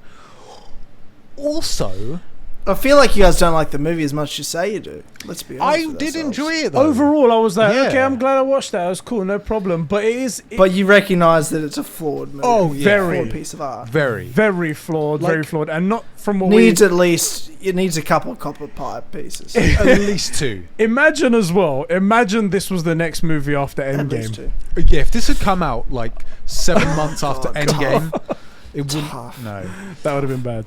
I think the next bit as well doesn't really make sense. Like Mum Lena goes and hacks the system or something and Messes up one of the jet engines, and then everything starts to fall and just collapses everything. The satellite, whatever it is, falls out of the sky. Yeah.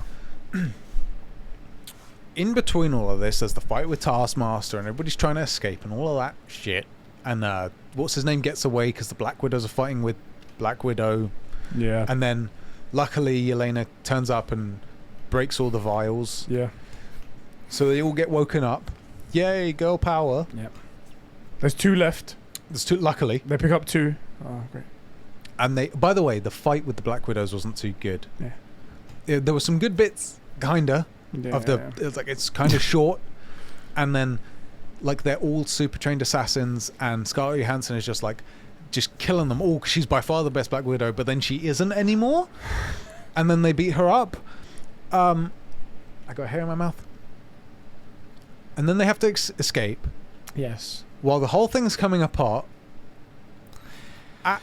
This was just Marvel pulling its fucking dick out. This whole scene. Was. Yeah. But because it's just. They see the Dreykov trying to escape. There's a bunch of like protection soldiers that they are covered up. So I'm like, so are they men then, or are they? I don't know. Are they Black Widows? Anyway, they all get. They're protecting him. They get into like an emergency jet. They're about to escape, and Yelena pulls out one of their sticks. Yeah. Puts them together, and she turns over to Natasha, and Natasha's like, "No, don't do it." It's like. She says something like, "Oh, it's been fun," and stabs one of the jet engines and explodes everything. And this time you see him get engulfed by the flames, and you're like, "Okay, this has to be the end for him." So he's dead. She gets thrown off of the base, free falling down. Yeah. Natasha finds a parachute very quickly and jumps right off of the edge. Just before that, go on. She dies maybe 70 times on the way with this whole building crashing, and she's like sliding through things and stuff's falling, and she's dropping off stuff. Like, they didn't need to do any of that. By the way, I don't think Captain America can survive this. Yeah.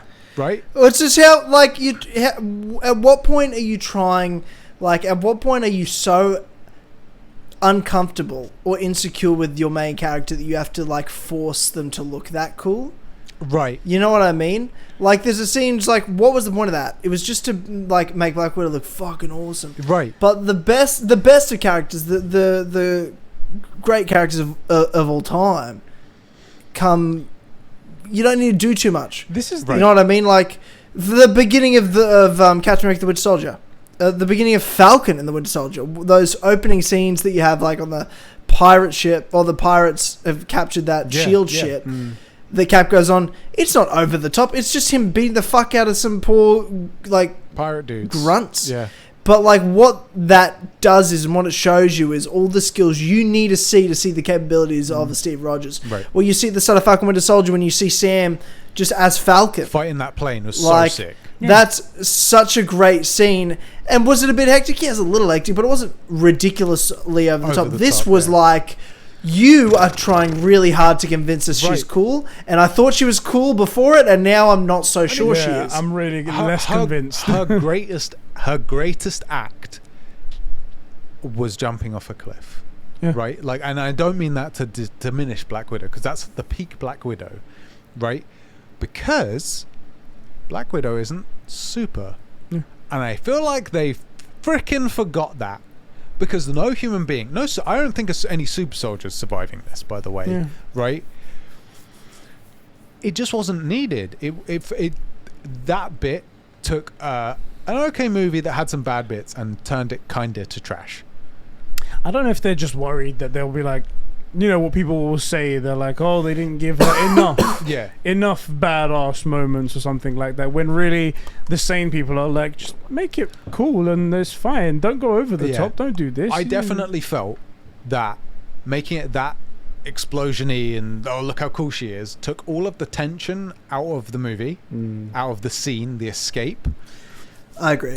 And she's not dying, right? No, she's not going to die. Yeah, we know that because she has to make it to Endgame. We know she isn't going to die. Exactly. We know that. So like, don't put in that much peril because we know it's not going to happen. The only tension was on Yelena, and they threw her out of the scene halfway through. Right? Nah, you're the sister. I got this. I'm Black Widow. I was like, well, you've now taken the only bit of tension out of your climax. Also, I totally forgot this. Taskmaster was locked away behind a super soldier cell. Yeah. And freaking Black Widow comes up and she's like, hey, I know everything's crashing, but I know who you are, and I'm going to let you out. And I know you're going to try and kill me. And I know you'd been designed specifically to kill the Avengers, and that's okay. But I feel guilty for what I did. So I'm going to let you out.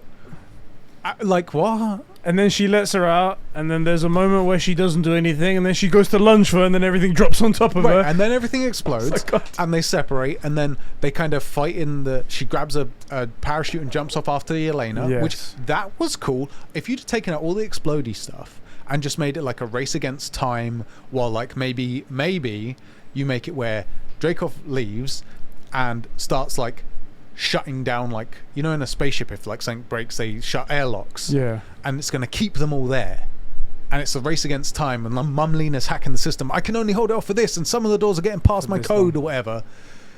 We would have had a race against the clock. That would have been okay. But all this explosion stuff, no tension, doesn't make any sense, totally unrealistic. I know we're in a superhero movie, but some sense of proportion. Anyway, she finds a freaking parachute and jumps off the thing and manages to have a fight with Taskmaster, both in the air and running along stuff. Yeah. And then catches Yelena. So weird. And pulls the chute. And so Yelena's okay. And then fights for all of 3 more seconds with Taskmaster before they land somehow. Hit the ground. But it's okay. It's okay though. She's a super... Oh wait, she isn't. Right. Anyway, and then they get to the ground, and... So at this point, this gets foggy for me. So somehow she gets one of the vials and sprays it in the Taskmaster's face. Yeah. She takes off her helmet willingly. They start fighting. Yes. And sprays it in her face. By the way, Taskmaster wouldn't do that because we see an inside shot of the helmet, and the helmet's doing all of the analyzing for Taskmaster. So part of Taskmaster's equipment is their suit. Yeah. As well as must be a superhero. Why they fucked up this character. And sprays her, and she wakes up. Almost like she just completely snapped out of control and now has her personality as well. And then they say one more thing to finally let you know that the bad guy, who's a man who hates women, is the bad guy. All Daughter Master says is he gone? Yeah. Like, yeah, he's gone. Cool. Like, this was heavy-handed. By the way, this, you know, all this whole, like, it's not like men are evil, but this man is evil, and he's a man. They make a very big point of him being a man. Yeah. And all the girls being like innocent victims, and the little girls. That is how I felt about Horizon for Zero Fun. Zero Fun. Yeah, Horizon Zero Fun. Horizon Mate, this is... that is the kind of weird. You see how Sheps goes on a tangent? He can make it about anything. No. But my point is that it's very heavy-handed, and in this it's like men bad. You're barking up the wrong tree with that analogy there, Sheps. No. Really, everything in Horizon Zero Dawn. I promise we'll get back to Streamcast, guys. I swear to God. Every single villain or anything wrong is male in that game. Every savior is female. The evil robot's male. The guy that fucks it all up at the beginning is male. The people that fix it are female. The reason they don't get to fix it is because men get in the way.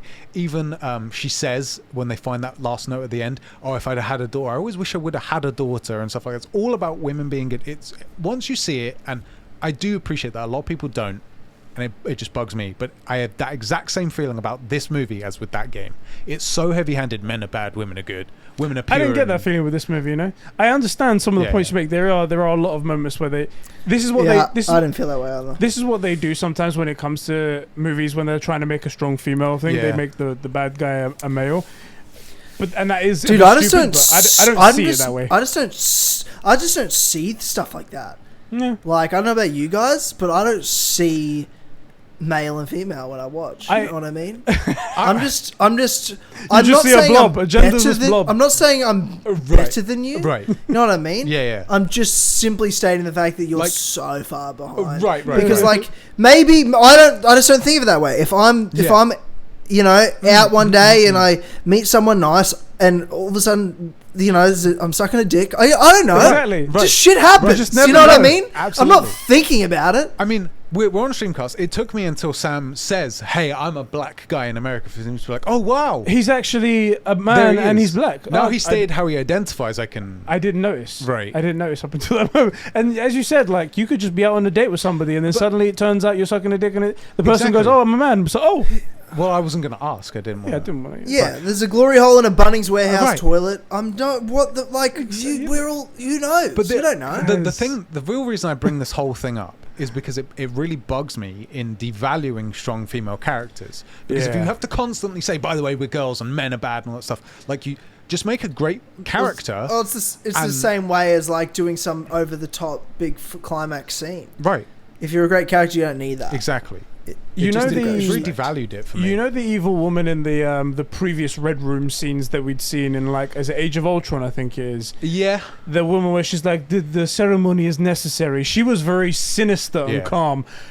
A woman like that for the villain would have been like, oh shit, that's really cool. And it would have completely taken the wind out of the sail of the argument where it's like men have to be the one that's evil. Right. And that would have been equally as it would have been a great thing because she was great in that scene for the brief moment that we saw her. But anyway, this is what they feel like they have to do sometimes. Just all of it devalues. The villain is devalued by the fact that he's just apparently evil for the sake of being evil. He's a crap villain. Sucks. And it just doesn't feel right. And then after this fight, which isn't really a fight because she just smashes a vial and thingy wakes up. Yeah. And the first thing she says, "Is he gone?" Like that. What? Oh. How about yo, thanks, or how about thanks for saving me, but by the way, you dropped a building on my head, I'm gonna fucking kill you now. Like that would have been perfectly fine. What's wrong with that? But then and then fucking they all just hug it out, fuck off. And Black Widow's just like, I'll just stay here and get kidnapped by S.H.I.E.L.D., but then also I'm not, and I'm not going to tell you how. Right. And I'm going to see how. Yeah. Right. And, what are you? And also, it was just a bit like, also, I just don't know what you're doing here. And all the widows come down, and they're like, yo, we stole a ship, we got out, you didn't have to see it, but we did. Yeah, we did. And we all want to be heroes now and stuff. Yeah. You know, we've been super inspired by Black Widow. We're going to take this last vial and we're going to protect. We're going to release all of our other sisters. Let's go be vigilantes or something. And they're like, oh my god, yes, girl power. And it's just like, no, Yelena was so great. This whole weird girl power thing takes away all of the girl power that all of these girls actually have. Yeah. By making them the Legion of Vagina Doom. You know, Legion of Doom, Vagina Doom. It's just. I'm more upset with the ending as well that Tyler was mentioning there, where she just goes, "No, you guys go ahead. I'm just gonna stay here." Right. And then the S.H.I.E.L.D. turn up, and it's like, so what are they gonna do? What happens? Nothing is explained. Right. And we just move on, and that's that. We're supposed and then she gets to Quinjet, and it's like, oh, that's how Cap saved everyone. Right. It wasn't Captain America in his movie in Civil War. It was Black Widow. Yeah. Exactly. So dumb. So dumb. It's like it's retconning Black Widow into being like the savior of everything when she actually was the savior. Yeah. She's the reason. Yeah. Like that. You didn't need to do more. You know what I Right. mean? Like she already is. She's the reason they defeated Thanos. Absolutely. You know, she sacrificed her life for it. It's so and you're good. like trying to like overdo it to the point. It's like, is this insulting? Yeah. And really I, you know, she looks at that, you know, to get to the end here, because I desperately need to sleep. It's 1:30 in the morning. Yes. And I'm up at Yeah, 6. yeah. You know, it just skims that part. Like it skips ahead, and she's changed her hair color. She's got the Infinity War hair, and she gets the Quinjet. It's like, oh, okay, that's you know, obviously that's how, you know, now we're at the end of Civil War, and Steve and her obviously go save everyone from the raft prison, and that's all exciting. And then it just fucking she has this nice moment with the British guy that gets him all the stuff. And I was like, who gives a fuck about this guy? Yeah, no, we don't care about this unnamed British arms dealer. He's a black market arms dealer, by the way. Done. Yeah. You know, and he's a black market arms dealer that like looks like he should be in some sort of Aziz Netflix show. It's like, what are you? You're not intimidating at all. Yeah. What are you talking about, bro? No. And then skip ahead, and the credits hit, and it's like, I was sitting there waiting for the end credits scene, going, the post credit scene has to be about Yelena and setting her up, or else this movie was fucking pointless. Yeah. Do you know? Pointless. I feel like I have to edit my score. Because now I'm talking about it, I feel like I've given it way too high of a score for what I'm saying. I still really enjoyed it. It's a 5. I enjoyed it, but I think I'm going to go for a 6 instead of a 7. But that's... I respect that. It's such a weird movie. Then we have the final credit scene, the post-credit scene, which I did enjoy. Where Yelena's loved it. The actual best scene of the movie. Other than the opening. Exactly. She's looking at the grave of Natasha, right? She has her dog. She has a dog, exactly. Just like she said. What's that woman's name that turns up? Val, but don't call me Val. Val, but don't call me Val. She turns up and she's like blowing her nose all like disrespectfully in the situation. As soon as she showed up, I'm like, this is fucking amazing. Yes. I was giddy excited because I'm like, fuck yeah, we're getting like, she'll be in like Captain America 4. Like, this is going to be fucking great. Yeah. Like, this is what I'm talking about. This is setting up like the extended universe, the next chapter, the next phase of our grounded Earth stuff. And I'm all about it. Because one, you're throwing Yelena into a US agent group, and I love US agent. Yeah. And it also makes sense now why when she showed up in like episode 4 or 5 or whatever, Falcon the Winter Soldier, that right before the episode aired, we got that news that there's going to be some big reveal character, the cameos. Yeah. And it was sort of like, that's fucking weird that you would tell us that. And then shows was like, okay, that was weird. Who cares? But then realized Black Widow was supposed to be out already before we saw any of that. Yeah. Exactly. So we actually weren't supposed to know who Val was. Yeah. Yes. But it almost made this, it actually saved this movie because at least you get to the end, you're like, oh my God, I'm excited, because you sort of know a bit more about what's coming next, and that makes it exciting. And Val pretty much like, oh, do you want revenge on the reason, Natasha's dead?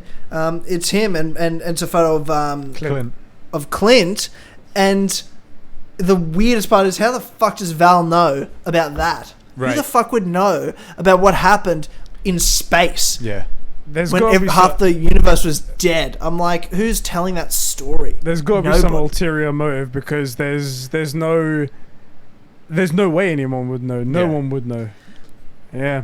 Yeah, and it was a fantastic setup scene. I can't wait for whether the Hawkeye show's got me excited for that. Yeah. But also excited about. It doesn't change the fact I'm giddy for these Dark Avengers. I think they're setting up that I believe will be the main nemesis in Captain America 4. Yeah, I think Cap 4, similar to Winter Soldier and Civil War, will be the key Earth-based movies. It can't be Spider-Man because it's Sony, and obviously those will be the bigger ones in terms of finance. But like in terms of Marvel, pure Marvel, the Captain America movies I think will be the key pillar. Franchise for those big team up moments, at least for the early stages before they do an Avengers movie, which I don't think will be until after Cap 4 and these Dark Avengers. I agree. I just want to say though, thank God this movie came out when it did and not when it was intended to, or it would have got like a 3. It would have sucked so bad. It would have been another... That end scene and knowing who Val is and having seen Falcon and the Winter Soldier makes a bit more sense. Saves the movie. It would have been like, after Infinity War, we got Captain Marvel, and we were like, this is going to be integral to the story because it's in between both of them, and it turns out it was nothing. It was just a shit movie. Yeah. This would have been that, and it would have been a shame because, don't get me wrong, while it isn't a great movie, it's not a shit movie. Right. So, it would have really devalued Black Widow, especially after her great performance and all she sacrificed in Endgame. Yeah. That would have been so terrible to make that happen. It would have been so bad. Oh god, that would have been so bad. Anyway, Tyler, it is very late for you. We are gonna go into. Comments. You guys do the questions if you want. Yeah, you guys do that. I'm gonna fucking go to sleep. No problem, bro. Thanks a lot for joining. Do you want this file in the same folder? Yes, please. If you put it in the same folder, that'd be great. Sweet. And we'll just put a picture of a kangaroo or something like that. Yeah, amazing. That's what we'll do. All right. Take care, man. Thanks for the chats, boys. Both podcasts, amazing. Love you guys. Love your audience, and I'll see you all very soon. Yeah, much love you too, bro. We'll see you later, man. Bye. All right, should we kick over to our comments then? Yeah, man, let's do it. So I am reading from our Discord server where you guys can write in to be part of the show because this isn't just about us. It's about you guys watching along with us. And I'm going to kick over to first Car56. He writes in Diogo-style essay incoming. It's not that long, actually. Before we begin, after last week's episode of Streamcast, which is 2 weeks ago, Sheps will be getting stage directions. Okay. God, I forgot about this. Do you want to read this then? Because it's for me then. Yeah, go on. You read that. Let's see. I don't add another stage direction. Just continue with the most recent one. Okay, cool. Read into the mic. Yeah. All right. Ooh, there we go. Go. Okay, hold on. So yeah, maybe don't say I don't want to go because it will probably lead to your death. Natasha defending Yelena shows that even though they're not really related, they are sisters. I'm going to read the stage direction, by the way. Excited. Okay. Hey, it's Budapest. By the way, actually when Budapest happened, I was super excited. I called you super excited. Do you remember that? Hey, it's Budapest. Ooh, arrow holes. Sarcastic. Oh my god. They put Two-Face in the MCU. Excited. That's a cool vest. We actually didn't touch on the vest. Yeah, we did the vest a lot. It's a cute little scene. Yeah. That's a cool vest. It has so many pockets. Sarcastic. It's only a cool way to die because of the snow. Casual. Also, can I just say that I really like the white suit. I did really like the white suit. Yeah, it was really nice. The family reunion. Creeped out. This guy gives off rapist vibes. Which guy? Yves Gilmon. Oh, it's Eves. Yeah. Okay, cool. I feel like this is the problem with CAA 56. He writes this stuff as he's watching it. Yeah, a few of these get written like, oh my god, it's doing the thing. I like it because it's different. I like it because it's not the same as everyone else. It's gonna be different. I like it a lot. Casual. I feel like this whole falling scene was overhyped in the trailers. And to round it all out, the bioluminescence thing reappears. When is that bioluminescence? With the glowing bugs. Mum mentions bioluminescence. Oh yeah, the beginning and stuff like that. Which I actually called the first time I watched this. Also, the post-credit scene does a good job of setting up Hawkeye. In conclusion, I really like this movie. Yeah. I did enjoy the movie, and I feel like it's much easier to shit on with the boys. But that final bit really bugs me. It's super devalued Natasha. Yeah. But overall, I did enjoy it. Yeah. Yeah. I did too. Which is why I'm going to keep my 7. But yeah, I feel like you're right. I just realized we can take these off now because we're not talking to Tyler. Frick that guy. Frick that guy right there. Okay, our next comment is from Diogo, and he says, I'm going to do something different with this review. Instead of talking about what I thought, I'll tell you how I would have made the film. For starters, this film would have come out in 2016 and 2018. Okay. Red Guardian would die in the opening because he's only used for comedy and serves no real purpose in the plot. Severely underutilized. Big facts. Have more focus on Budapest and the child trafficking that was set up in the opening. Taskmaster and Dreykov are cut from the film. Dreykov and the daughter died in that blast. Villain is Milena, who takes over after Dreykov. That's a good idea. Big shout. Good idea. Big shout. Yeah. She created the mind control gas is presumed dead and didn't care for family, serves as a good personal conflict for Nat and Yelena. But the thing is, women can't be bad people. Yeah, has to be a man. So and you also have to pick someone else. Sorry about that. The two good characters are women, so they can't fight another woman who's a bad character. Can't happen. It's not. Yeah, it doesn't make sense. Women can't fight with other women. You freaking bigot! Look at the sexist trying to make a villain a girl. Typical Diogo. Typical Diogo. Milena would die at the end, and Yelena would be presumed dead during the Red Room wreckage. She can be all angry that her family reality is destroyed and goes into hiding. The widows would all die in the wreck too. Yep. Which is true, because now you have just a bunch of Black Widows out there. A bunch of super assassins who no one knows exist, whose only marketable skill is murder and assassination and spying and stuff. So dumb.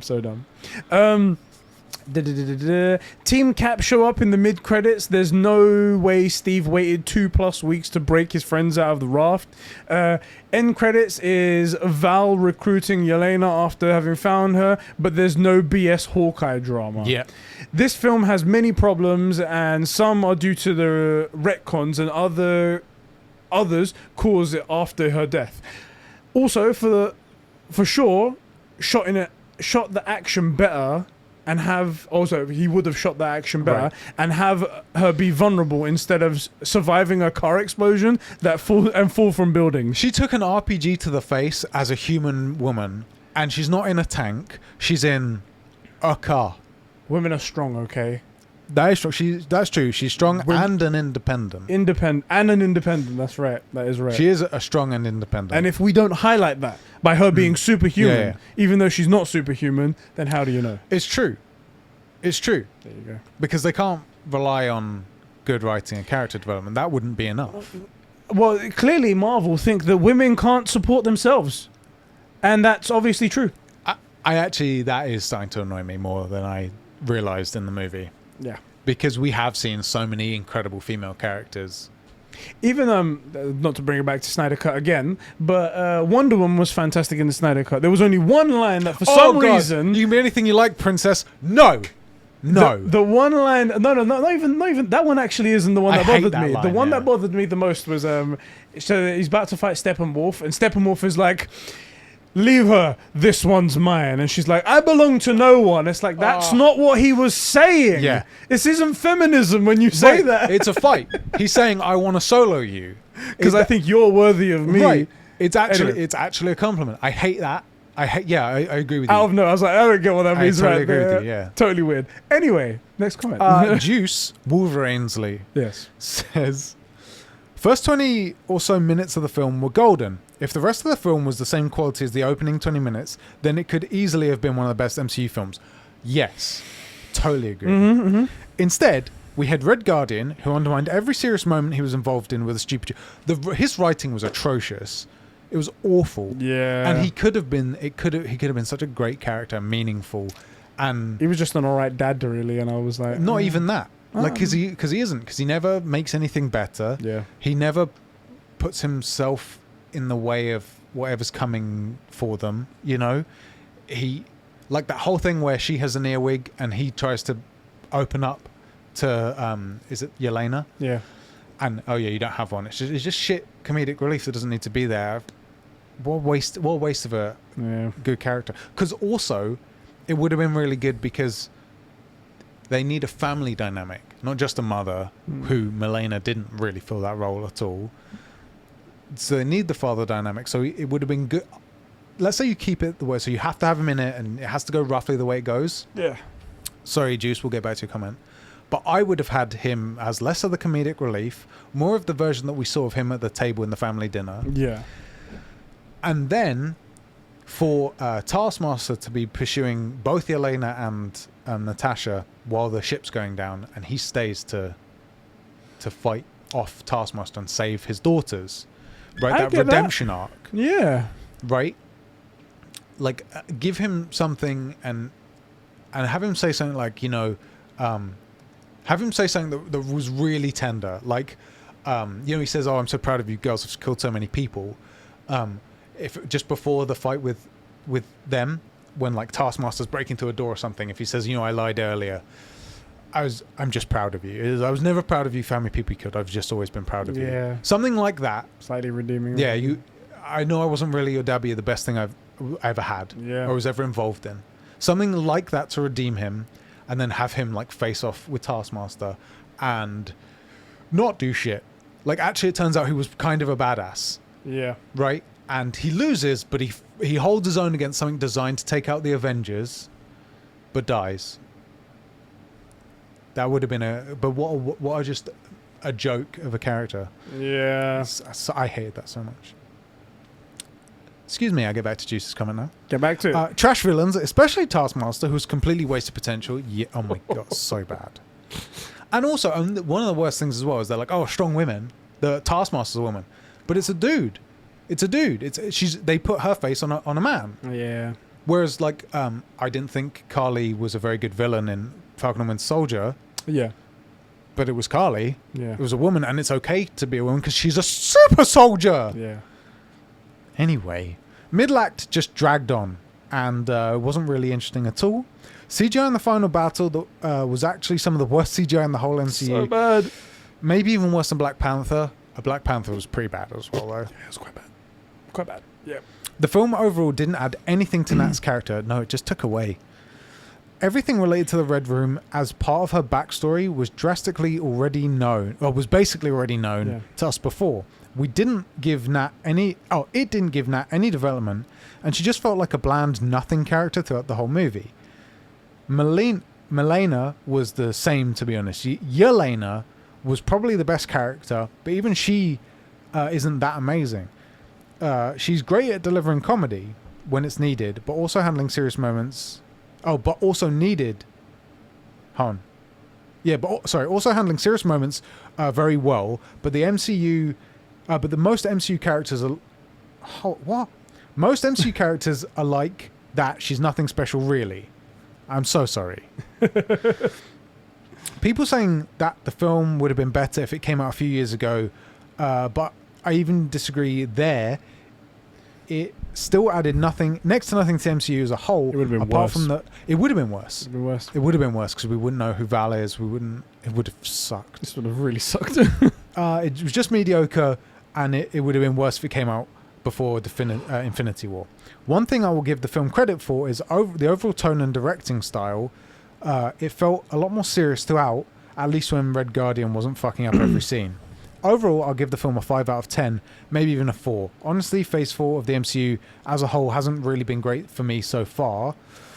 If Black Widow is anything to go by, my expectations of future MCU films is going to be a lot lower. It's hard to wipe away all that history of great movies with this just one movie. It could just be a dud, but the TV shows have been great.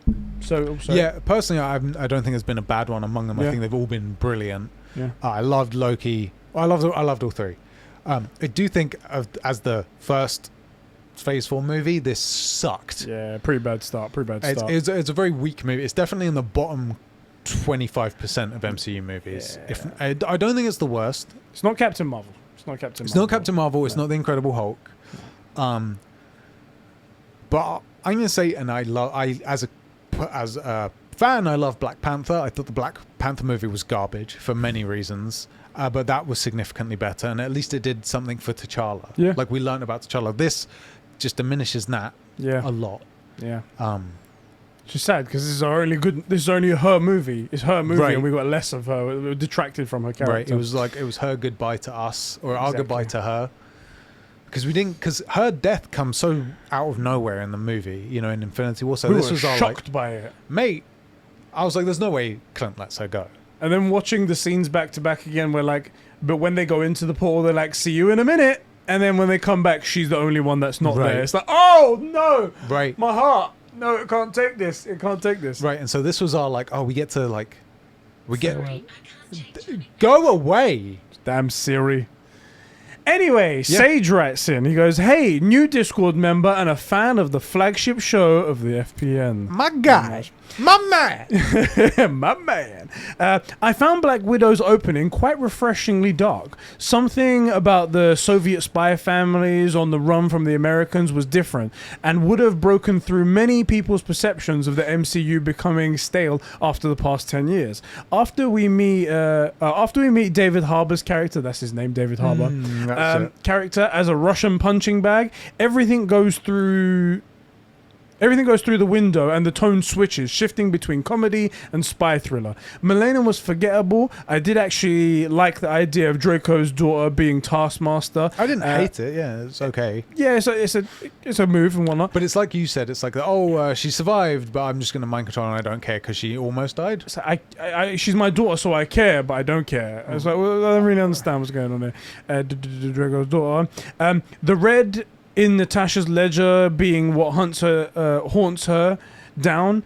Sorry, my apologies. But it was executed poorly to the point where I had forgotten who that was until she was revealed. At least Yelena, Florence Pugh's character, got some time to shine. She was in my opinion, the favorite character, even outshadowing Natasha. Kind of sad considering her role, the Black Widow. Can't wait to see her in future Marvel projects, Dark Avengers, Cap 4, though I think she's gonna switch over to the Avengers because I don't think she's really morally ambiguous as, say, John Walker. Yeah. Natasha's character grows, in quotes, to accept her family, even though we've already seen that growth. It's called the Infinity Saga with the Avengers. Is right there. Yeah. How does this movie fill the gap between her in Civil War and the Infinity War? Should have come out after Civil War. Cute but disappointing, but as a setup and an indication of the quality of Phase 4, question mark? It looks pretty poor. He goes, we'll see. I will say, if this had come out after Civil War, that would have been great. Yes. That would have been great. Yes. Because then we would have got some development for Nat. But as you said, like, all of her personal growth, although it was in a different way, it's just ground she's retreading, right? I actually did enjoy the family development stuff, and I liked the idea of hardened assassin, Black Widow, come Avenger, come like fighting everybody, will face down Thanos. That Black Widow being in a situation where she's reverted back to being a child, because families do weird things to us, right? Yeah. I enjoy that idea. I think it was executed overall very poorly, and it didn't help develop Natasha. It was a very poor send-off for what turned out to be a brilliant character, and ultimately the savior of the day. And I love the fact that Natasha Romanoff, trained assassin, is the reason we beat Thanos. Yeah. Right? That like this normal person's sacrifice is the thing that does it in the end. Yeah. And that's so beautiful because you're up against guys like Captain America, Thor, the Hulk, right? Iron Man. And just this person that's willing is the thing that makes the difference. A hero in the day, right? Right. There you go. And what just a terrible send-off for that character. Awful. Yeah, really, really underwhelming. Anyway, Sage, it's good to have you, man. Yeah, good to have you, bro. Chick, girl, whoever you are. Bro. For the record, by the way, all of you are bros. I don't care if you're male or female or trans or any of that stuff. Bro is just our universal. So you're all bros. It's good to have you, bro. Ben says, why has he got the parentheses? Yeah, it's B in brackets N. So is what? I completely agree with Juice and Diogo.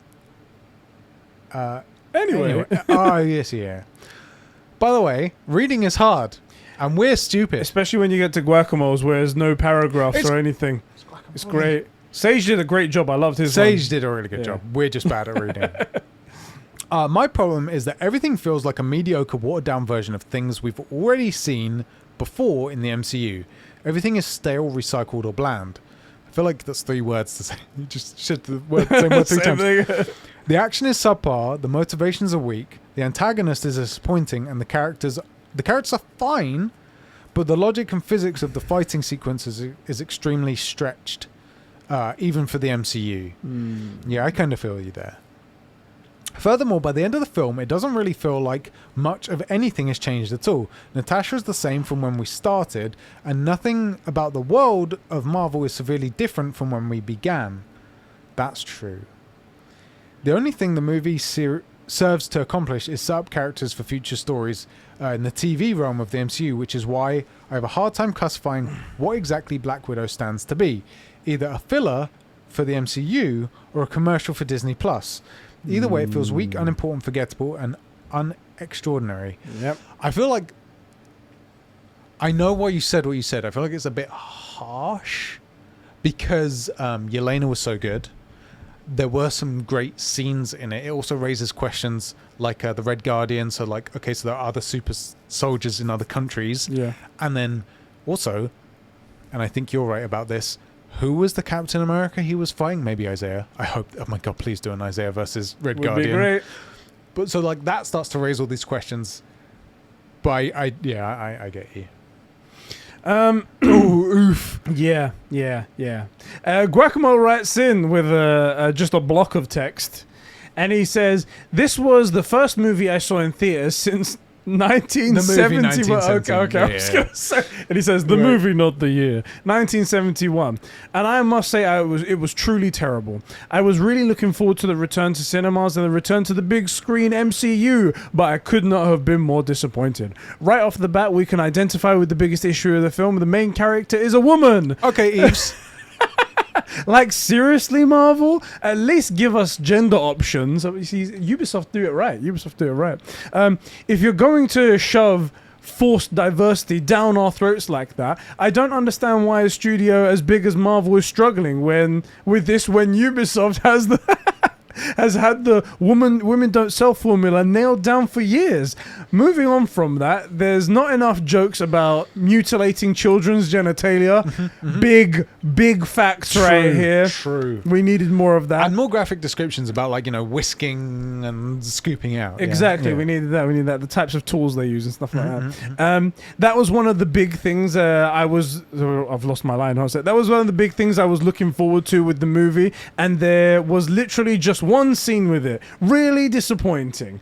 Also, the red room, in quotation marks, was like 90% black, so there's some clear false advertising there. True. And speaking of false advertising, the title is Black Widow. Makes it sound like a sequel to Black Panther, but Natasha wasn't even black, and Wakanda wasn't even in the film.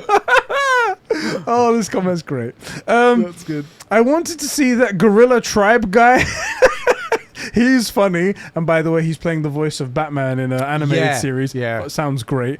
I'm really excited for that, by the way. Yeah, he was funny. More disappointments. Finally, the other major issue with this movie is that there's little to no attractive men. Other Marvel movies have Chris Evans, Chris Pratt, Chris Hemsworth, basically all the Chris's. All of Chris's, yeah. Exactly. I wonder if there's any scientific link between being named Chris and giving me a boner. Oh, guacamole. I think this is the best comment we've had so far. I forgive you for the block text. It's great. You're done. And this movie had no sexy men. I like watching the first Avengers because Steve takes off his shirt and is sexy, but there's none of that here. The only man was the Red Guardian, and he wasn't sexy. He was old and dirty. He was old and dirty. Wow, yeah. So out of order. The guy tries. Okay, the guy tries. He's been in prison. He got all them tattoos for nothing. What's the point of Marvel? What's the point of Marvel movie without hot men in tight clothes? True. Well, because men over-sexualizing it. Overall, this movie forces female diversity, refuses to focus on the interesting parts like child mutilation, uses stupid names like the Red Room and Black Widow, and shies away from sexually attractive men like Thor from Avengers. 0 out of 10. Guacamole, comment of Streamcast right here. That actually might be the best comment we've had on the flagship show of the FPN. Right there, guys. That was good. And one final comment. T working on Shedi hentai, Yes. says, I hate that that's even a sentence that exists. That's a lot of words. Those two better read all of them. We read all of the words, even the symbols. Not even it didn't have to be even the punctuation. We read all of that. Yeah. Guys, thank you all for writing into this another great episode of the podcast. Next week we're going to be wrapping up The Witcher. Yes. We've been watching the final 2 episodes of The Witcher. We're going to knock them out and finally wrap it up, and then we're going to wait and see what we can do next for the next Disney show or something that pops up after that. If you want, in the comments or wherever you feel is best, drop us a recommendation of something on. Obviously, it's Streamcast or something on a streaming service somewhere. Ideally, something new. Yeah. You know, like if it's the first thing ever, like it's not going to work if it's old. But something I don't know within the last 6 months. Yeah. Then we can watch something like that. Leave your comments down below and we can sift through them. We can come up with a new idea. Otherwise, we're starting back Anime Club and we're doing One Piece. Oh God, save us! It's only 1,000 episodes. Stop being a baby. Guys, we'll catch you all in the next one. Thank you for being so loyal and so cool over here. We love you so much. We do. Catch you all soon. Catch you later, bro. Red Guardian. No, the time I fought the Captain America. You're Watto. Well, it's just a chance cube. Don't worry, I throw, I fought Captain America. It basically is the same thing. It's just a Russian guy, isn't he? On Tatooine, the fact that whatever. your Russian accent is better than half of the villain's Russian accent is just. They should have hired me. At least I wouldn't have just bitched out whenever Natasha started talking. Shut up! Shut up! You're Dracula. Shut up! Shut up or I suck your blood.